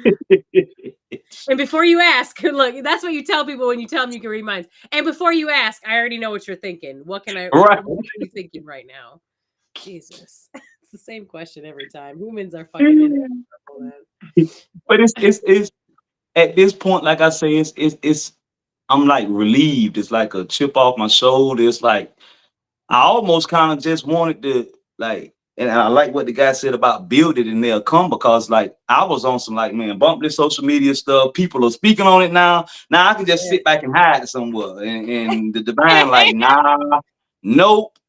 I thought the It's time same for you thing. to yeah, it's time for you to speak out. Yeah, like just because they speaking don't mean it don't give you the privilege to fall back and say less. Like Right. now you got to talk more. You know what I mean? Yeah. You just get Because to make it's your shit. like it's not knocking nobody, but it's like a lot of people get on their journey and they just like, I'm gonna say with me, like 13, like 12, 13 years ago, I shared a lot of information prematurely. Yeah. Just being excited, and you want to tell everybody about this and this and this, and they like, man, bro, you with all that deep stuff, bro. Yeah. Let's turn up, let's drink, let's smoke, let's pop these pills, let's get these hoes. Like, they ain't trying to Yeah. hear, you know, let's elevate, let's tap in, let's find out who we truly are, let's heal. Like, that's not exciting, or wasn't, not now. Like No, I say, now it's a thing. Everybody talking about healing, everybody talking about, and it's a beautiful thing to see, honestly. it you know is. Yeah, I remember that too when people finally started waking up because, I like to say that I was born awake because I've always seen Straight up. this shit. You know what I mean? Like since I was young, I've always been like literally I remember being a teenager, like they're trying to start a race war. Y'all can't see that? I was Facts. telling people You in the saw early it. 90s they were trying to start a race war. Like Wow. I was trying to tell people then, like, y'all don't see that they have us hating each other for no, like, they got us No like reason. literally fighting one another. Like, y'all can, like, I remember being a teenager, like, dumbfounded. I could not comprehend how people could not see what I saw. Like, Like it's rap. That was yeah. me. That was me. So, at some point we just stopped talking about it because you get sick and Right. tired of being, the pushback and people telling you you're crazy, people looking You at you weird. away, you're like, whatever. So flash forward 2010. I started posting stuff about like vaccines and fluoride and Mm, the food and the da da da da. Say it was like high school and middle school all over again. It's like, right. oh Jesus, here we go again. Uh Because even my own mom, oh my God, stop posting that stuff. They're gonna kill you. I'm like, well, right, just know I've never been suicidal. So if I come up and I killed myself, you better right. investigate You know that what happened. shit. Yeah. Exactly. I I'm say like, that I'm not all the doing that time, shit. man. Ooh, they're gonna take me out my body, big bad wolf. I'll get another one. I'll be back. If I need Facts. to be, if I got to, if I'm not done. I'm not done, I'll be Hey, back. Otherwise, 2 up, 2 down, homies. yeah, So I get it, man, because like you're right. As soon as it was crazy, something happened. That pressure made diamonds. right, That era we all call COVID. right. It's an era in time now. It created diamonds. People were waking up from that shit. I mean, at first I was like, are these people ever gonna fucking wake up? Because I'm walking like, why are y'all wearing all these masks? You're suffocating yourself. I was freaking out. I Well, was that you got I was you. that motherfucker in the store without a mask on. Yes, I Me, was. hey, me too. Me Yes, too. I Me too. fucking was. Good. Me too. I'm proud of you, man. Congratulations. I'm fucking proud. Yeah. I'm But you know proud. that was a time where a lot of people had a chance to do what most humans are scared to do. That's get along to their self and have time to their self. And ask yourself some difficult questions and just come to self. Period. Yeah. You know what I mean? I feel like that's the whole purpose of being on earth, to walk in purpose and to eventually come to yourself. Because I mean, we go through our life running from ourselves, thinking that everything exterior to us is real when it's all an illusion. It's what you perceive it as. And I got a book out, I talk about all that in my book, True Riches. Oh, nice. True riches? Yeah, it's on Amazon, and pretty much in the book, the whole book is talking about like how we as human beings go our whole life seeking validation, gratification, love, affection, tangible and material stuff, and everything that we need and needed was already inside of us. So the true riches are inside of us. The new type of money is Hey, inside of us. You know what I mean? The currency, real kingdom currency. is inside of us, or Yes. whatever name you want to call, God or Yeah. Christ or Buddha or whoever. Right. It's in you. You know what I mean? So It is you. yeah, I didn't want to go that far, but hey, yeah, It is you. You're not a body. You have a body. exactly, Okay. exactly. Yeah. So Oh you well, know, once because there are some people who are just a body, but exactly. Some people are, yeah, we walking by a lot of drones and clones. I mean, it's all I type was of stuff on Earth. drones, clones, and NPCs. Yeah, NPCs, man. I mean, this stuff is Yeah, whew, it's it's real life. it's early. Earth is starting to not be a real place, honestly. It's so wild. Yeah, I, I'm thinking you're gonna be able to relate with this. But like just to see the change in everything since we were kids to now, like the meat changed, the texture of the meat has changed so much. crazy. The flavor of it, how it looks, the Right. The colors of the coloration. Yeah. is so weird now. It's so bright and so unnatural. Right. I don't know. GMOE. Yeah. It's giving it's giving 3D printed. It's giving lab It's grown. it's giving replica. It's giving not real. Yeah. Artificial. And some, I've heard people say this multiple times, and its valid point is there's more, like there's no way that there is enough chickens on earth for all the chicken spots and all the fast foods and all the grocery stores and all the regular restaurants and just when you think of how many animals would need to there would need to be to continuously supply all of that, when especially when you look at how much waste there is, it's not Yeah. feasible. It's not See, I'm feasible like to you. I'm like you. I was asking these questions at like 12. Like, yeah, how is there right. so many? How, like, it can't be enough cows on earth to supply Burger King and McDonald's and like, come on, man. Like, really? Like, really? You feel me? So that always got me in trouble in school too, by the way. Like Mhm. asking questions and just being very inquisitive. And I would ask a real question in the class or bust out laughing. So I was considered a class clown and I get sent to the office all because I'm being inquisitive. You know what I mean? You're asking a real question. Now the problem was is that you're asking a question that they weren't prepared to answer, and you were thinking for yourself. They Right. didn't want you to infect the others with your fucking Exactly.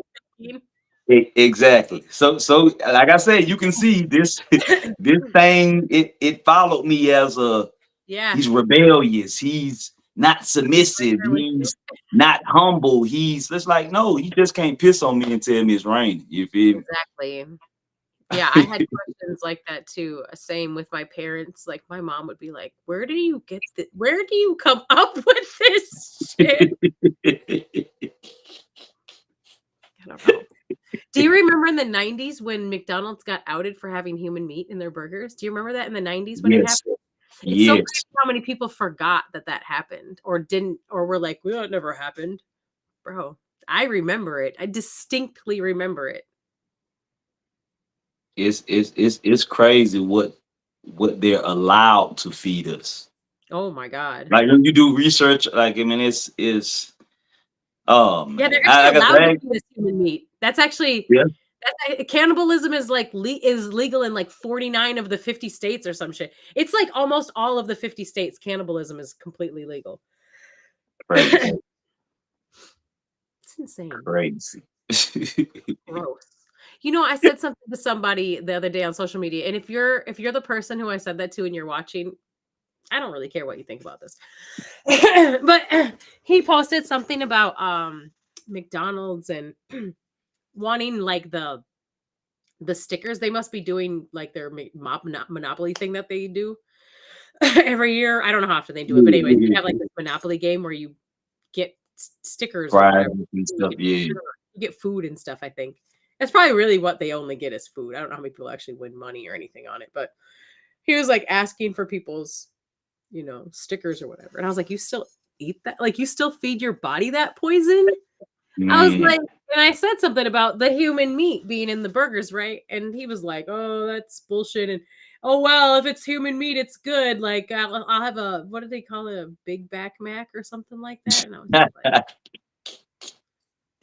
like, that's the thing. See, a lot of people did. They don't give a fuck. Right. They don't give a Right. fuck. I mean, It's fucking moose knuckles. I don't give a fuck. but at the same time, you gotta understand, like Deer ankle nuggets. some can't because I mean it's already in their system. So it's like I talk about that in my book. Like, Affecting the thought process. you really are what you eat. So I Literally. mean, like if you already eating dead animals and that's on the inside of you, it's like shoot, we got I heard people that say all type of crazy stuff like shoot, we got to die by something. We got to die someday, I shoot. I can't mean stand that line. That's the most cop out line ever to me. Like, I'm the type of person like I call people out on their bullshit. So that is the most cop out line. You gotta die of right. something, but you don't have to die miserable. You can live a healthy life in the meantime. Do you want to die sick at an early age? Right. Right. Motherfuckers die in their sleep healthy as fuck just because they're old. Nah, for real. Still mobile, still clear mind. Because they Yeah. took care of the body and the mind when they had it, Facts. People be like, "I gotta die of something." That's the most I can weak. tell it really irritates you. It irks the one nerve I got left. Okay. Yeah. Shit. So you got a project coming out the first on your. You said your mom's Earth Day, joyful Earth Day to the goddess. Um, Yeah. so is it what's the album or what's the project? What's like the meaning? What's the where did it come from? Why did the project come? How was it birthed? That's what I want to know. I want to know like what made that thing come into fruition, because projects don't come from nowhere. That Right. came from something. Definitely. Came from an experience or something. So I where how did it birth? How did it get birthed?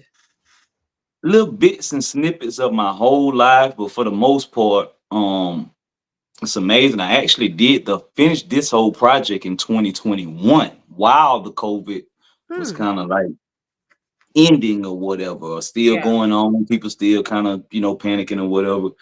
And I actually had moved to Pittsburgh, Pennsylvania for about 9 months. And man, it was just a time of me in isolation. I was going through a separation and divorce. And yeah, it was just I couldn't see my kids. Uh I just felt like I needed to take all of this pain that I was experiencing or going through and just vocalize on it. Most of my music is first person point of view. It's very transparent, very open. I'm an open book. So yeah, I just kind of took everything that I was going through and not let my situation.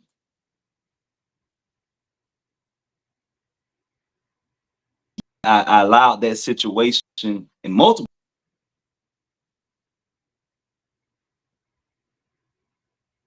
something, and I believe it birthed a certain type of approach to purpose. So yeah, that's why the project is called.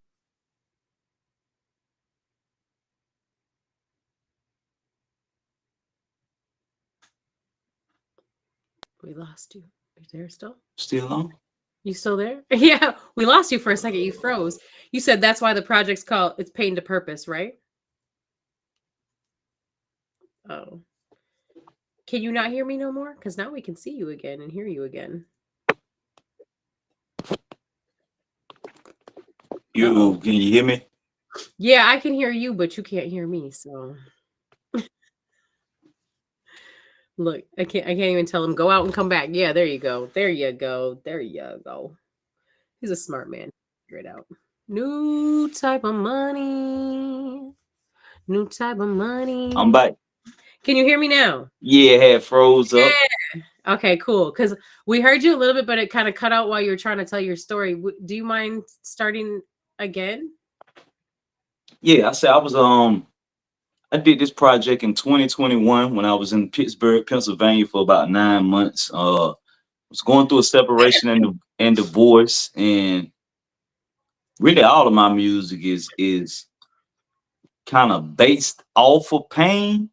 So I kind of wanted this project to be a project where like let's get rid of the pain. Like this is it. Like let's move from this pain to something else. Even though I know like a lot of my listeners, a lot of people love my pain music, but it's like, it's just time to elevate. You know what I mean? Past the pain. Yeah, absolutely. So I love that because that means that you went back through that stuff and was like, okay, so how did this pain become something I can actually utilize? Right. Purpose. That's inspiring because that's what people need, especially right now. Because I think that um when people started to awaken spiritually, they still aren't healed. You So there's a said lot of something. yeah, there's a lot of people that like have all of this stuff going on and like they're still not ready to like embody these things that they're experiencing because they don't have the right space for it yet. Mm. And so like what you do, your form of art, making music, especially when you're doing it from a place of like pain and then showing people how it can be utilized is inspiring. That's healing. Definitely. Yeah. Dope. How many pieces are on the project? So I got 7 tracks on there. Real little quick little get Yeah. in and get out. Yeah, Yeah. for sure. No, that's good. That's nice. That's an easy listen then, you know? Yeah. Little EP. Mm-hmm. That's a Yeah. nice, easy listen. And you know, we're in a time now. People aren't their attention span is like gnats. Very short. Yeah. And I hate it. Yeah. It's like Well, I know. I know. yeah. It's by design though. It's by design. And we can pull people out of that. And I feel like we have, and I feel like we are, I should say, because I see a lot of artists switching that format back from 1 minute and 26 seconds to getting into 2 minutes and 3 minutes again, and you know, tracks. That's Right. good. Telling Now the that's essence. now I ain't got no 1 minute, 2 minute tracks on that. But you Good, know. good, good. So you're telling the story then. Yeah.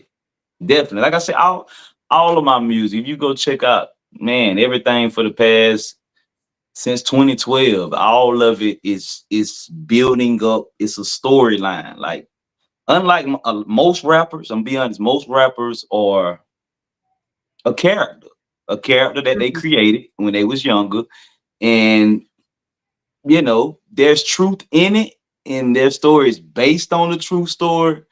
But yeah, like everything you hear, this is like real life. You know what I mean? Yeah. Like when Another I reason why I said it, have to I be meant it. so, huh?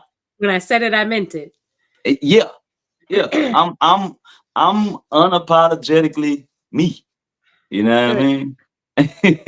Authenticity is the most powerful frequency. It's I don't even want to say what it was now because I might be wrong and I don't want to say it wrong. But it's even more powerful than love. I thought I knew the amount of times, but I forgot what it was. I knew what it was, but I forgot now. So I don't want to say the wrong number. I love the fact that you just said that. You said authenticity is sometimes more powerful than love. And I It can attest to that because is. sometimes with love, you can love a person so much you will lie to Mm, them if you don't watch it. If you like, so it takes another type of courage to be your authentic self, even when the pressure is on you to. They ask you a question and you want to tell the truth. It's like, I love them, so it's like, oh no, that ain't that mm. bad, you know. I'm gonna challenge you with that if you don't mind. Talk to me, yeah. Uh when you say that sometimes you love someone so much that you don't want that you would lie to them, right? But I would ask you then, is that really love? Because if you really love someone, you will want to be as honest with them as possible so that they can be the best version of self. So is it really love or is it fear? Right now, I was speaking in general, most people. No, I That's know. not, I know, yeah, that's but really yeah, is that love though, or does that come from a place of fear? Because really you're afraid you'll hurt their feelings. So you're feelings, afraid right, to speak authentically, when in all reality, authenticity begs you to you got disregard that, someone's yeah, feelings and emotions and how they may right. be, because what needs to be said needs to be said. I just had this conversation not too long ago with a friend of mine too, actually. Yeah, Um, now that's real. what needs to be said needs to be said, how it needs to be said. And here's the thing: is it is not it has nothing to do with hurting that person's feelings. It has everything to do with frequency, Mm, because you're being given a message how you're being given it. So you have to relay it how it's given to you, because the frequency is in that. When we mm, try to sugarcoat shit, we don't do our people any favors. We actually do them a facts. great disservice, because we are holding from them what they actually need to hear. And we are implying that we don't trust them to be able to handle it. Mm. That was just a channeled message, by the way. Nah, that's good. That was like, yeah, but that's real. That's real. That's because love is unconditional. And Right, so sometimes love isn't always it's not always rainbows and sunshine. right, Sometimes it means saying things that might be perceived as hurtful, but when that person has a chance to go back and analyze what was said, they'll be grateful you said it how you did, even Right. if they look fat in that dress. Because if they look fat in that dress, tell them they look fat in that dress.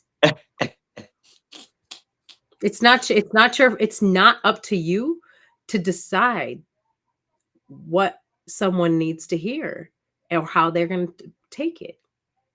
Mm. I know you know this because you are somebody like me who pisses people off. Yeah, but after doing it so much, honestly, like I'm in a place right now, just being almost like always transparent with you, like with family. It's either I'm going to like not go around and not really, or if I do go around, not have a whole lot to say. But at the same Mm. time, if I do go around and don't have a whole lot to say, now Yeah. everybody like I'm not being my authentic self. So it's like Right. it's kind of a weird situation. So I've been on my isolation thing because I'm what I realize is a lot of people are not multi-dimensional.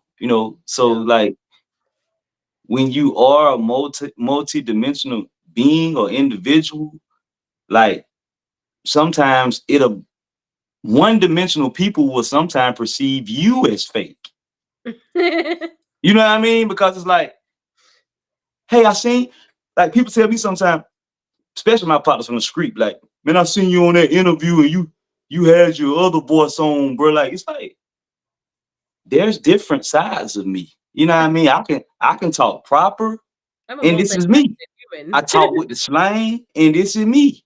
You know Right. what I mean? Like I'm a peaceful person. Like I'm Right. one of the most peaceful people, individuals that you want to meet. On the flip side, I'm one of the most violent, dangerous individuals that like so it's like, and As that's tough above, for so somebody to below, baby. digest. Like, what are you talking? Like, you can't be both. And it's like, Yes, you I do. am. I'm a hybrid. Have to be. You know what I mean? So like when you know who you are to some individuals, it may come off as fake. Because I used to be the person, I used to be like, I'm the same me with everybody. I ain't never switched up, I ain't never changed. But when I really sat back and thought about it, I'm like, no, I'm lying. I've been constantly evolving and elevating. So to my friends that didn't evolve and elevate, to them, it looks like I switched up on them. It Yeah. looks like I changed. Hmm. And I did, but I evolved, for the better. You're supposed to. Right. So That's the thing that they teach us. That's part of the programming.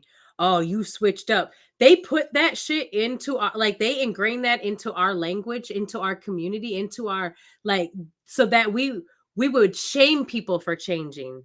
right, Shame right. people for being different. That was by design. When in all Mm, reality, we're supposed to change. We're supposed to grow. We're supposed to become different. The most amazing thing that someone can do is change their opinion in real time. wow. That's all. Yeah. For real. Imagine. I mean, I don't know if it's ever happened to you, but it's happened to me before Oh, where I'm plenty in time. real time and it's amazing, but it's even more amazing when you can actually admit that you changed in real time. You know what I mean? Some people can be like, Right. "Oh, man, whatever, whatever," and go back and try to act like it's not the same. But way back in their brain, they're like, "That motherfucker was right." Hey, honestly, like you say, I have, but I've more so been on the other end of like there's very few people that I've ever talked to. That's whether they 20, 30, 40, 50 years older than me or younger, where they don't lead the conversation and say, wow. Or somewhere in the conversation they say, dang, I never thought about that. Dang, Yeah, I never looked at that like that. It's like that's just who I am. And I yeah, try not to be that person because, like I say, like a lot of times in relationships and stuff, people like, yeah, let's just chill today. I don't want all that deep stuff. I don't, like, and it's just like, you know what? This ain't for me. You know what I mean? Because this is who I am. And if I can't be me, then I'm gonna yeah. keep it pushing. You know what I mean? People like us have to date people like us. Because if you can't listen to me when I woke up at 7, like at 7, I know it's 7 o'clock in the morning. but and you had to listen to quantum physics for the last hour. And binary sounds and frequencies. Yeah, don't get me started on how frequency affects our brains, our bodies, and everything. And you don't have to hear it, you feel it. Right. Right. That I totally get it. I can relate to that. And probably anyone else out there who's like that can relate to the difficulty that we face with intimate relationships, friendships, with family Man. members. Personally, I don't associate with anyone in my family but my mom and my own children.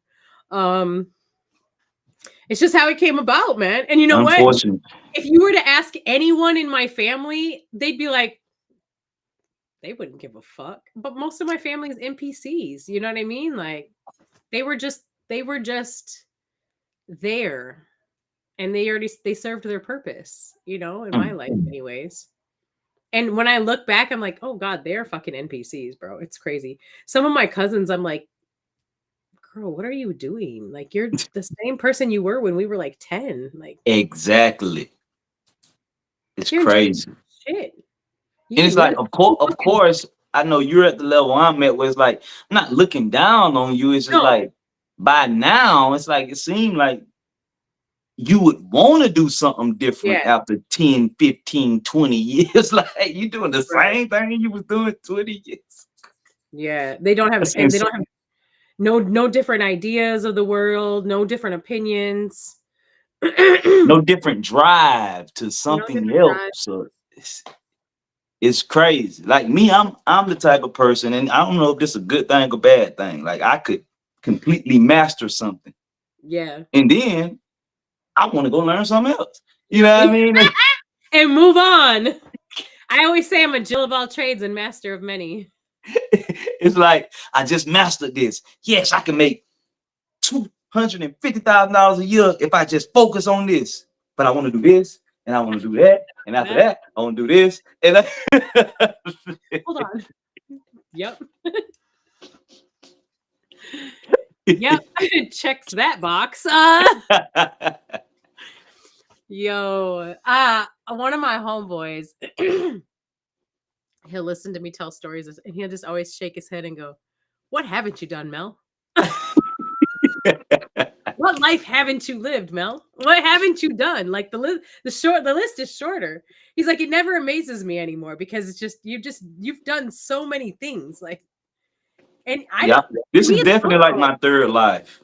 Yeah, it's normal to us though. It's normal to me.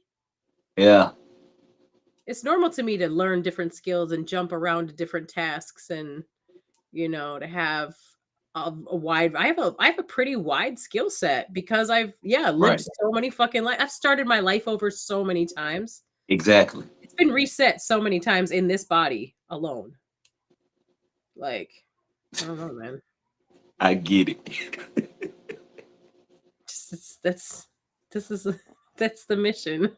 Fucking, I'm just a vessel, damn it. That part. That part. I'm just the vessel.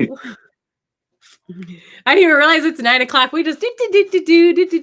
We can talk all night. If we can totally wrap this shit up though. I'm sure you got other things you'd like to do in your hermit lab, like a I hermit. say hermit lab. Your hermit lab, like a hermit crab. That's what it is. Because you and I could talk like this forever, I'm sure. Definitely. But before we do go, I would like to have a couple more little short conversations if you don't mind. One of those things is to ask you a question. I like to ask everyone that comes on the show, and that is, if you could give the community one wake the fuck up message, what would it be?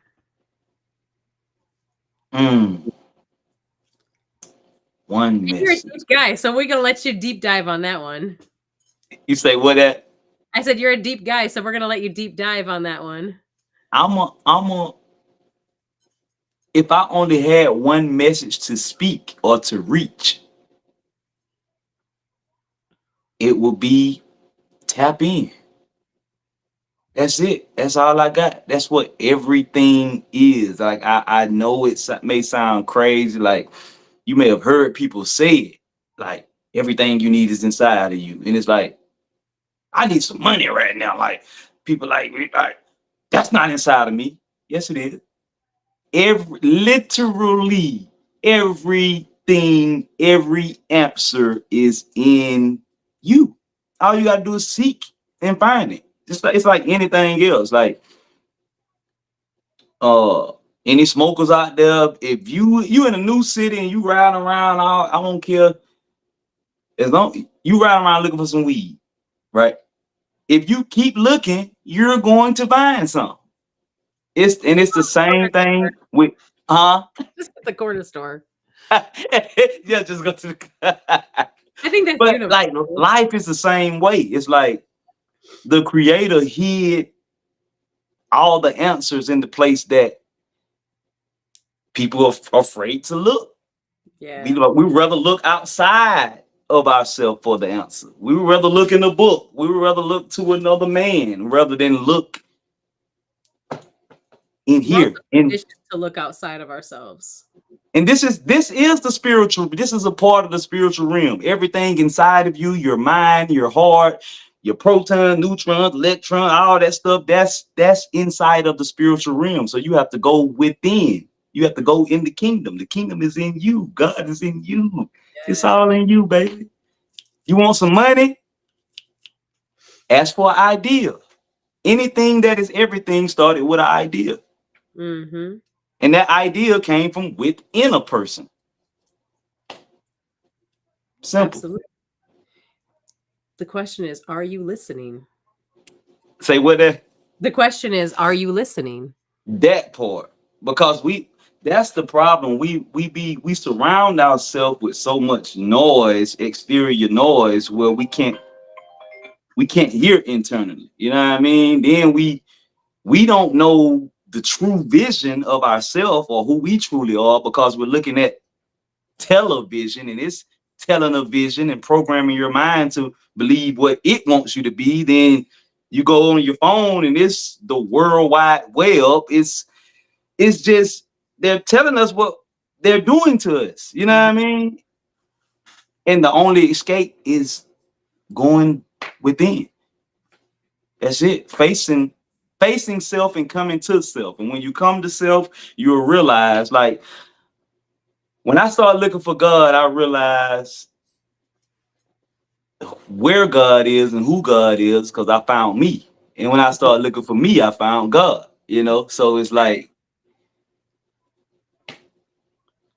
Hell yeah. I try to give it in parables, but Right. it don't get no simpler than that. Like it's in you. It's in you. Anything you want to know about any other person while you're talking to that person, they can be talking and you could be saying to yourself, to your higher self, or to God or whatever you want to call it. Like, reveal to me where they are. Like, show me who they are spiritually. Show me where they are spiritually. Like, you can ask all this stuff and find out any information. Like, nothing is hidden, and it's crazy once you tap into this and once you open your third. It's like, and nothing is hidden. It's like, oh man, you can't play me. You can't play games on me. You can only do what I allow, and I'm gonna just be sitting back like they think they're running game on me. They don't even know they don't even, they don't even know, man. Like, you feel me? That's why, like, when stuff do happen to me nowadays and people come at me negative, like that negative energy will rise up. And like I say, I had to go through a very intense healing process because, when I was operating on the lower frequency, I gave myself over to certain entities that Mhm. try to rise back up when I get flustered. You know what I mean? Certain spirits try to come into play, and I have to like realize, like, nah, like, let me kill this in me and rise up to the true me I am. Because if they coming up against me or you or any chosen one out there, see, when you're a chosen one, man, it's dangerous for people to mess with you, man. It's dangerous. Like, yeah, I'm a quit talking, but And that's the thing too, is some unless you can see it in people, Unless you're the type of person that can see it in people, you don't know who you're fucking with. Exactly. Like people look at, oh, he's short, or she's this, or Or it's yeah. like, man, when we talking spiritual rank, man, you better leave people alone unless you know who you be. Like, man, you don't know who you, boy, for real. I, I ain't gonna say that. There's levels to knowing. There's levels to knowing it too, because like I always knew like that I was protected. Like I could just see it in my life ever since I was young. Crazy shit happened in my life where, in a normal sense, a motherfucker shouldn't be standing here. You see what I'm saying? So it's Facts, like, facts. so I always knew that something was protecting me, but like the more that you get to realize who you are and you realize, then I'm like, oh shit. I'm not just I'm protected on a stupid level. Like I've Man, gotten to see karma happen to people in real time based off of me, behind me. And it's crazy too, because like sometimes what I know I can give you one quick example of somebody I didn't see the karma happen, but I hadn't seen them in a few years and they started telling me stories and I thought, that's weird that that happened to you because that's shit you made fun of me about, judged me about, mm-hmm. fucking talked shit to me about, crazy. Or one time, like same person had my car in their name, wouldn't give me the title. Their car they love got stolen and trashed. Yeah, I don't want to say that's karma, Crazy, but I don't know what to crazy. tell you. That's the thing. When someone tells you, be careful what you say about me, I would be careful what you say about them. Because they Facts. may know some Now, shit about themselves that you don't know. for real, there's people. I'm gonna say people. There's people that can unalive you without having to pull a trigger or ever lay a finger on you. So be very careful. Yeah, yeah, yeah. Whatever you seen on TV is real. Whatever you Facts. saw in the movies is real. They tell you that shit because they have to tell you that shit. They have to tell you that shit because it's real. It beats karmic law. If they don't tell you that shit and they lie to you about that shit, then they have to suffer the consequences. But if they tell you and you just look at it as entertainment or haha, that's a joke, that's on you. But you were Facts. told, you were given the information. That Well, was a big ass. I'm gonna just throw this in there for free. Like as a child, during the age of like 5, 6, 7, and 8, like my parents were those individuals that be on like the paranormal movies and like go to the house and get the Mhm. ghost or the spirits out. Like those were my parents growing Oh, up. okay. So yeah, Like, you've been around that type of shit your whole life then. whole life. Yeah. So yeah. Yeah, it's for sure. I got friends on the other side looking at us. For real. I got voodoo, I got hoodoo, I got stuff I haven't tried. Yeah. And I Well, got friends on the other side. Oh, one thing I did want to say, y'all, that dark and light that we carry within us, that it's important to integrate those two things because one thing is uh I resonate with what you said about yourself, how you're very much extreme this and extreme that. Same. And I tell people that all the time. They're like, oh, you're so loving and you're so positive. And I don't get am. it twisted. I am loving and I am positive and I am as loving and as positive as I am the complete opposite of that as well. So as much Facts. love and light as you see inside of me, please believe there is that much darkness inside of me. And what I have realized in my life, I used to try to get rid of the darkness. But when No, me but what too. I realized was that They work we together. work together because my darkness protects my light. And I'll tell you what, the light has learned to keep the darkness on a leash. My thing is Facts. don't make me have to let go of the leash. Facts. That's all. Just don't make me have to let go of that leash because I didn't forget. I didn't forget about the other side. I integrated it and I learned how to tame it. Yeah. I mean, it's duality though. You know, that's It what I had to learn. I had to learn like is. with the creator, there's a duality. With myself, there's a duality. So it isn't like it's really a time and a place for everything. Like it's a time for me to just shine the light bright. It's a time Mhm. for me to maybe let the leash go a little bit and show these. Yeah, like hold up now, don't get it twisted now. Like, yeah, You only you break down feel when me? they let that leash come down a little bit, don't they? Because that's the thing too, is sometimes you gotta use that darkness to cloak your light to protect yourself. Right, right. Sometimes Yep. I It's understand the it. yin and the yang. It's the yin and the yang, man.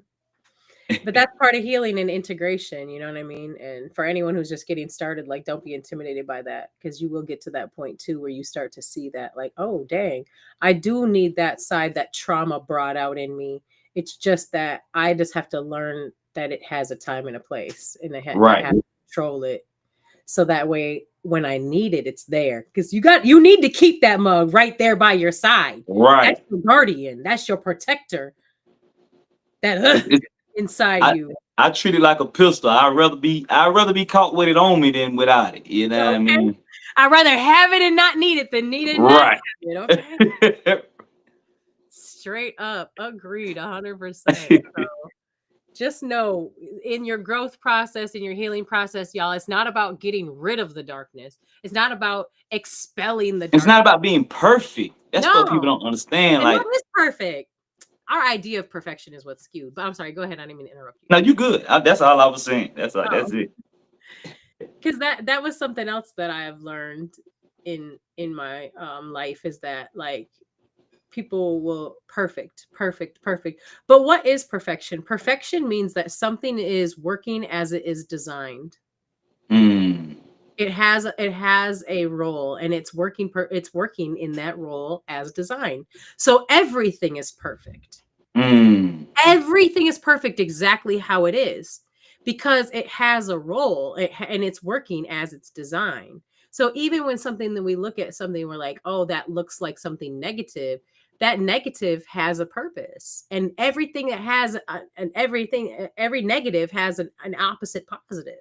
For right. everything that you see in this world that is positive, there is a negative to anchor it, as above so below, as within so without. For every physics, for every action there's an equal and opposite reaction. Reaction. Same Right. shit. It's the same thing. They just gave us different words. Right.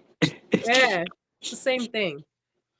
So, you have that darkness in you, and so if you feel like you've got a lot of darkness right now, just know that you have that much light too. You just have Mm, you just have to create the space to hold it. that's good. Yeah. That's good. Yeah, I appreciate it. I appreciate the invitation, man. This was dope. This was Yeah. dope. I No, don't get to have these conversations a lot. yeah. Gratitude, gratitude. Well, openly. Yeah, right. Yeah. I know, right? For the world to listen to us. That's Right. okay though, because when we have conversations like this, we spark inspiration in people. You know what I mean? We're creating a Facts. we're putting out a ripple effect. So people need to know that there's others like them. They're not alone. Definitely. And just because someone looks alone doesn't mean they're alone. Sometimes people are by themselves but not alone. I know I'm by myself often, but I'm never alone. Right. Okay, and then I have two more things before I let you go. Number one is, do you have anyone you'd like to give any shout outs to? Is there anything else that you'd like to tell us about? Any last messages you'd like to give? And also tell us how people can connect with you if they'd like to connect with you, including buying your book. Okay, well, shoot. Shout out to you for the invite. Shout out to everybody that's on here, man. I hope you was able to take something that you know we said. I just shout out everybody that's open to elevating, that's open to healing, that's open to evolution. Like I salute everybody in the universe that maybe been on that journey or in the middle of it or just embarking on it, man. I shout out and salute all y'all because it's not an easy task. You're talking to somebody that, man, just this is my life. This is what I live for. And yeah, just shout out to y'all. Kudos to y'all, man. Everybody that is out there healing, everybody out there that's taking accountability, everybody out there that's looking inward and pointing that finger at me, I, instead of saying, well, they, yeah. Salute y'all, man. So, Yeah.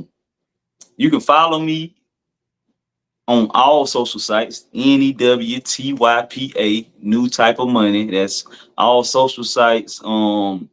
Just go check out my music, man.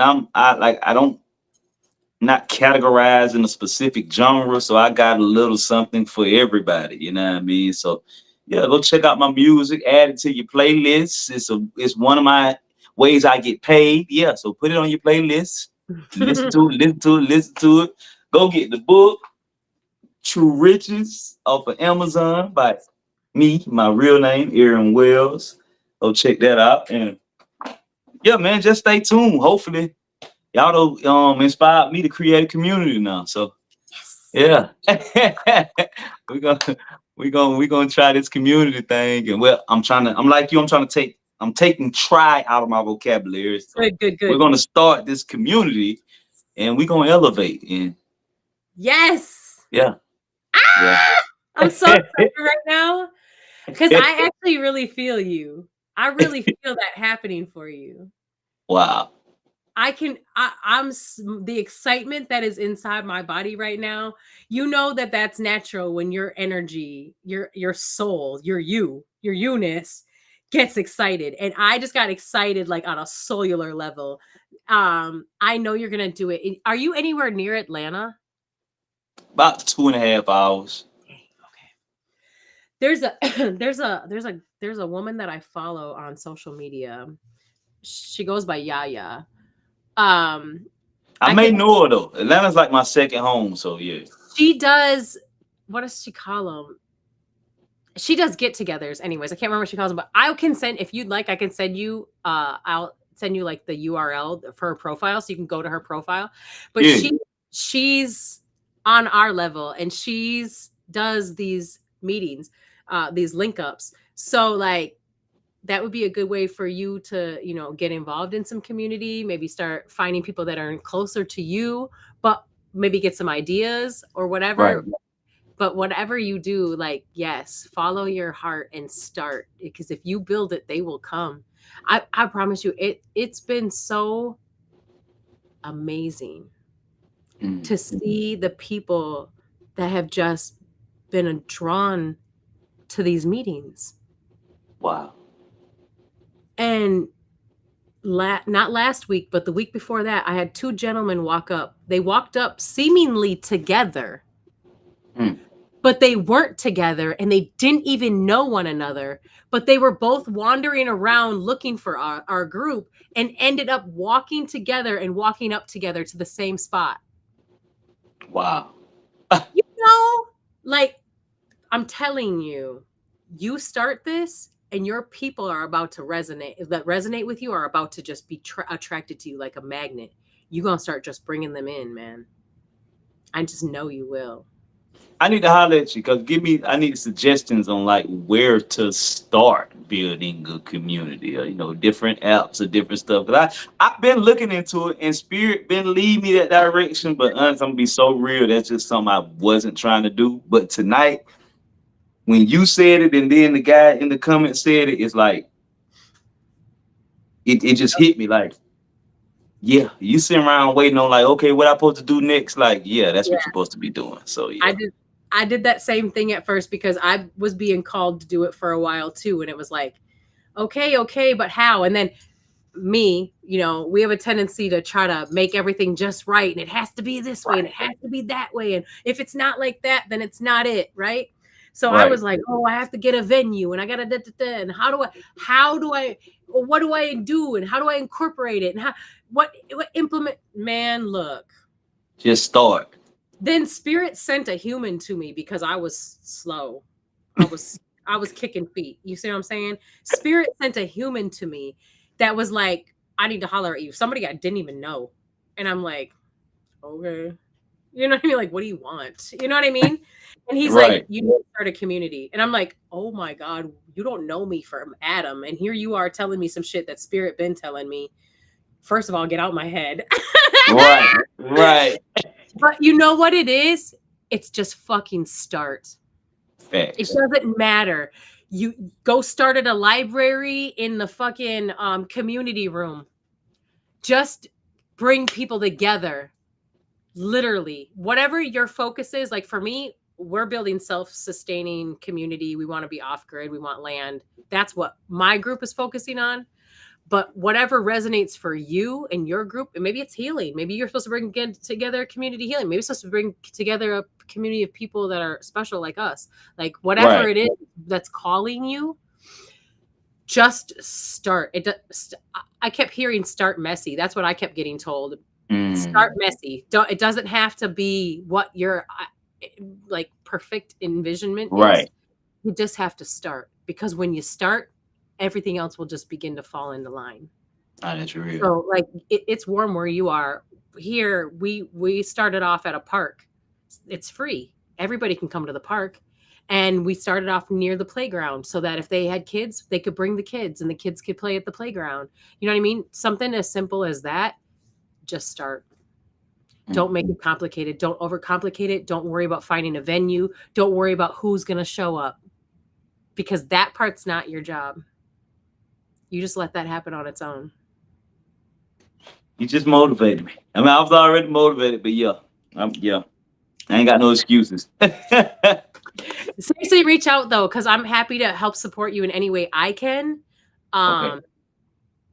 In any way that I can, I'm happy to help support you. I am a graphic designer, so if you need help with making a flyer, anything like that, if you don't know somebody, if you know somebody, support your people too. But like, just reach out to me if you have questions. Yeah, I'm happy to give you any kind of little tips and tricks that I've been learning as I'm going to, like, and we can share notes. So you know where to find me. Gotcha. Okay, and then last thing to wrap up our evening is I would like for you to pick a song from what you sent me and tell us about the song. What's the message that we should be receiving, and you know, where did the song come from? Oh man, cause I sent a few. Yeah, let me know if you need names. Yeah, give me names. 'Cause I know I sent feelings and emotions, and that's like my first R&B track. It is kind of talking about like where I am in my weird little life. So Yeah, I got yeah, I that one. guess we can do that one. I guess we'll do You want to do feelings and that one? emotions. Yeah, we'll do feelings and emotions. Okay. Feelings and emotions is a song I did a few years back. Just now releasing it, and it's pretty much just talking about like the journey of being who I am, this weird individual, and trying to be in relationships and just, like saying like, man, I'm done with this. Like, I'm gonna just focus on me. And it's like every time I get in that place, I will get in that place and I start thriving, I start elevating, but then it's like I'll get lonely. And Yeah. then I'll end up in a relationship. So it's like, it's in my feelings and emotions. It's like I'm running from relationships, but then I end up in a relationship, and then it's like I'm by myself, and then I'm talking to myself, and it's like, I say in a bar, uh, I could be talkative one moment, and the next got nothing to say. I'm probably better off by myself. That's what I often say. So it's like show you, like sometimes like I want to be with somebody, and like I want to be alone. It's like I want to be with somebody, but I want to be alone with somebody. Alone with Alone. somebody. You want to like be alone together? I think a lot of people can relate with that, actually. Yeah, like I love, I love hard, but when you love hard and had so many heartbreaks, it's like you get tired of giving and giving and giving and trying to show people who you are, and they still not really seeing who you are, and then it's just a lot. So yeah, Being that's misunderstood. feelings and emotions. Feelings and emotions for you. Yo, this is good. I'm excited to hear this song, y'all. New Typa Money. Appreciate love you so much, sir, man. It's such a wonderful experience having you here with me and conversing with you. I've really enjoyed your presence. Gratitude. And I appreciate love the opportunity. Absolutely. Absolutely. You know, when you start your village meetings, whatever you decide to call yours, but when you start your meetings, I'd love to have you come tell the people about them once you get them going and you want to invite some more people, because people listen from all over here to the Right. gym. So I'd love to have you come on and promote your meetings so the people in your area can, do what you do. Okay. Hey, I'm ready. I'm nervous, but I'm excited. So I'm gonna start. That's good. I love that you're nervous, because you know what that means? That means that you're right where you're supposed to be, and that what you're about to do is fucking big. Wow. I love that for you. Positive energy in your journeys, travels, and interactions, all your Appreciate endeavors, man. Much success and love and clarity for you. Likewise. Y'all go follow New Typa Money everywhere. He is tagged on my Facebook, so you can find him easily there. Make sure you go check out his music. If you're in Georgia, pay attention to when he's going to start his meeting so that you can link up and start finding your people, man. Right now we're in a part in the world, the things that are going on in the world. Unity is our greatest key. It's something that can save us. Like unity is the answer, to be honest with you. I mean, love is the answer, but love will bring unity. So like, right. When we stand up, the house of cards falls. So unity is it. But y'all come back next Monday and I will see you guys at 7 p.m. Central Standard Time, 8 p.m. Eastern Standard Time, right here. Same juice channel. Same juice time. And if you have music you want to send me, or you'd like to talk about your business here on the Juice, send me some information. If you're an artist, send MP3s with your social media information, where you're from, and artist name to the juicebookings@gmail.com. Same with your, if you have a business, send a bio and your name, where you're from, social media information. I'd love to have you come on the show and talk about your stuff. So in the meantime, in between time, we're going to hit this feelings and emotions. Yeah. And I hope y'all have a fabulous rest of your evening. Have a wonderful week. I'll see my village members Thursday, y'all, at the Palace Community Center. I love y'all so much. Have a wonderful rest of your week. Peace and love to you. This is New Typa Money right here, y'all. Feelings and emotions.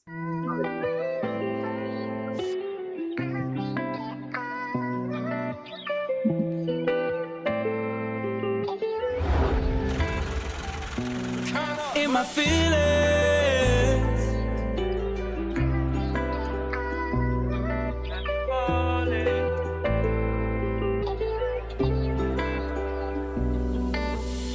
I probably done lied to myself about 1,000 times. Tell myself I'm down with relationships, but I am steady lying. I really wanna be in love, but on the other side, I kinda feel being in love. Call love, it hurts sometimes. Constantly working on myself, I swear I'm really trying. I've been in and out of relationships to the point I'm really tired. Every time I say I'm done with love, hit me every time. I get all vulnerable and stuff. When I get in my feelings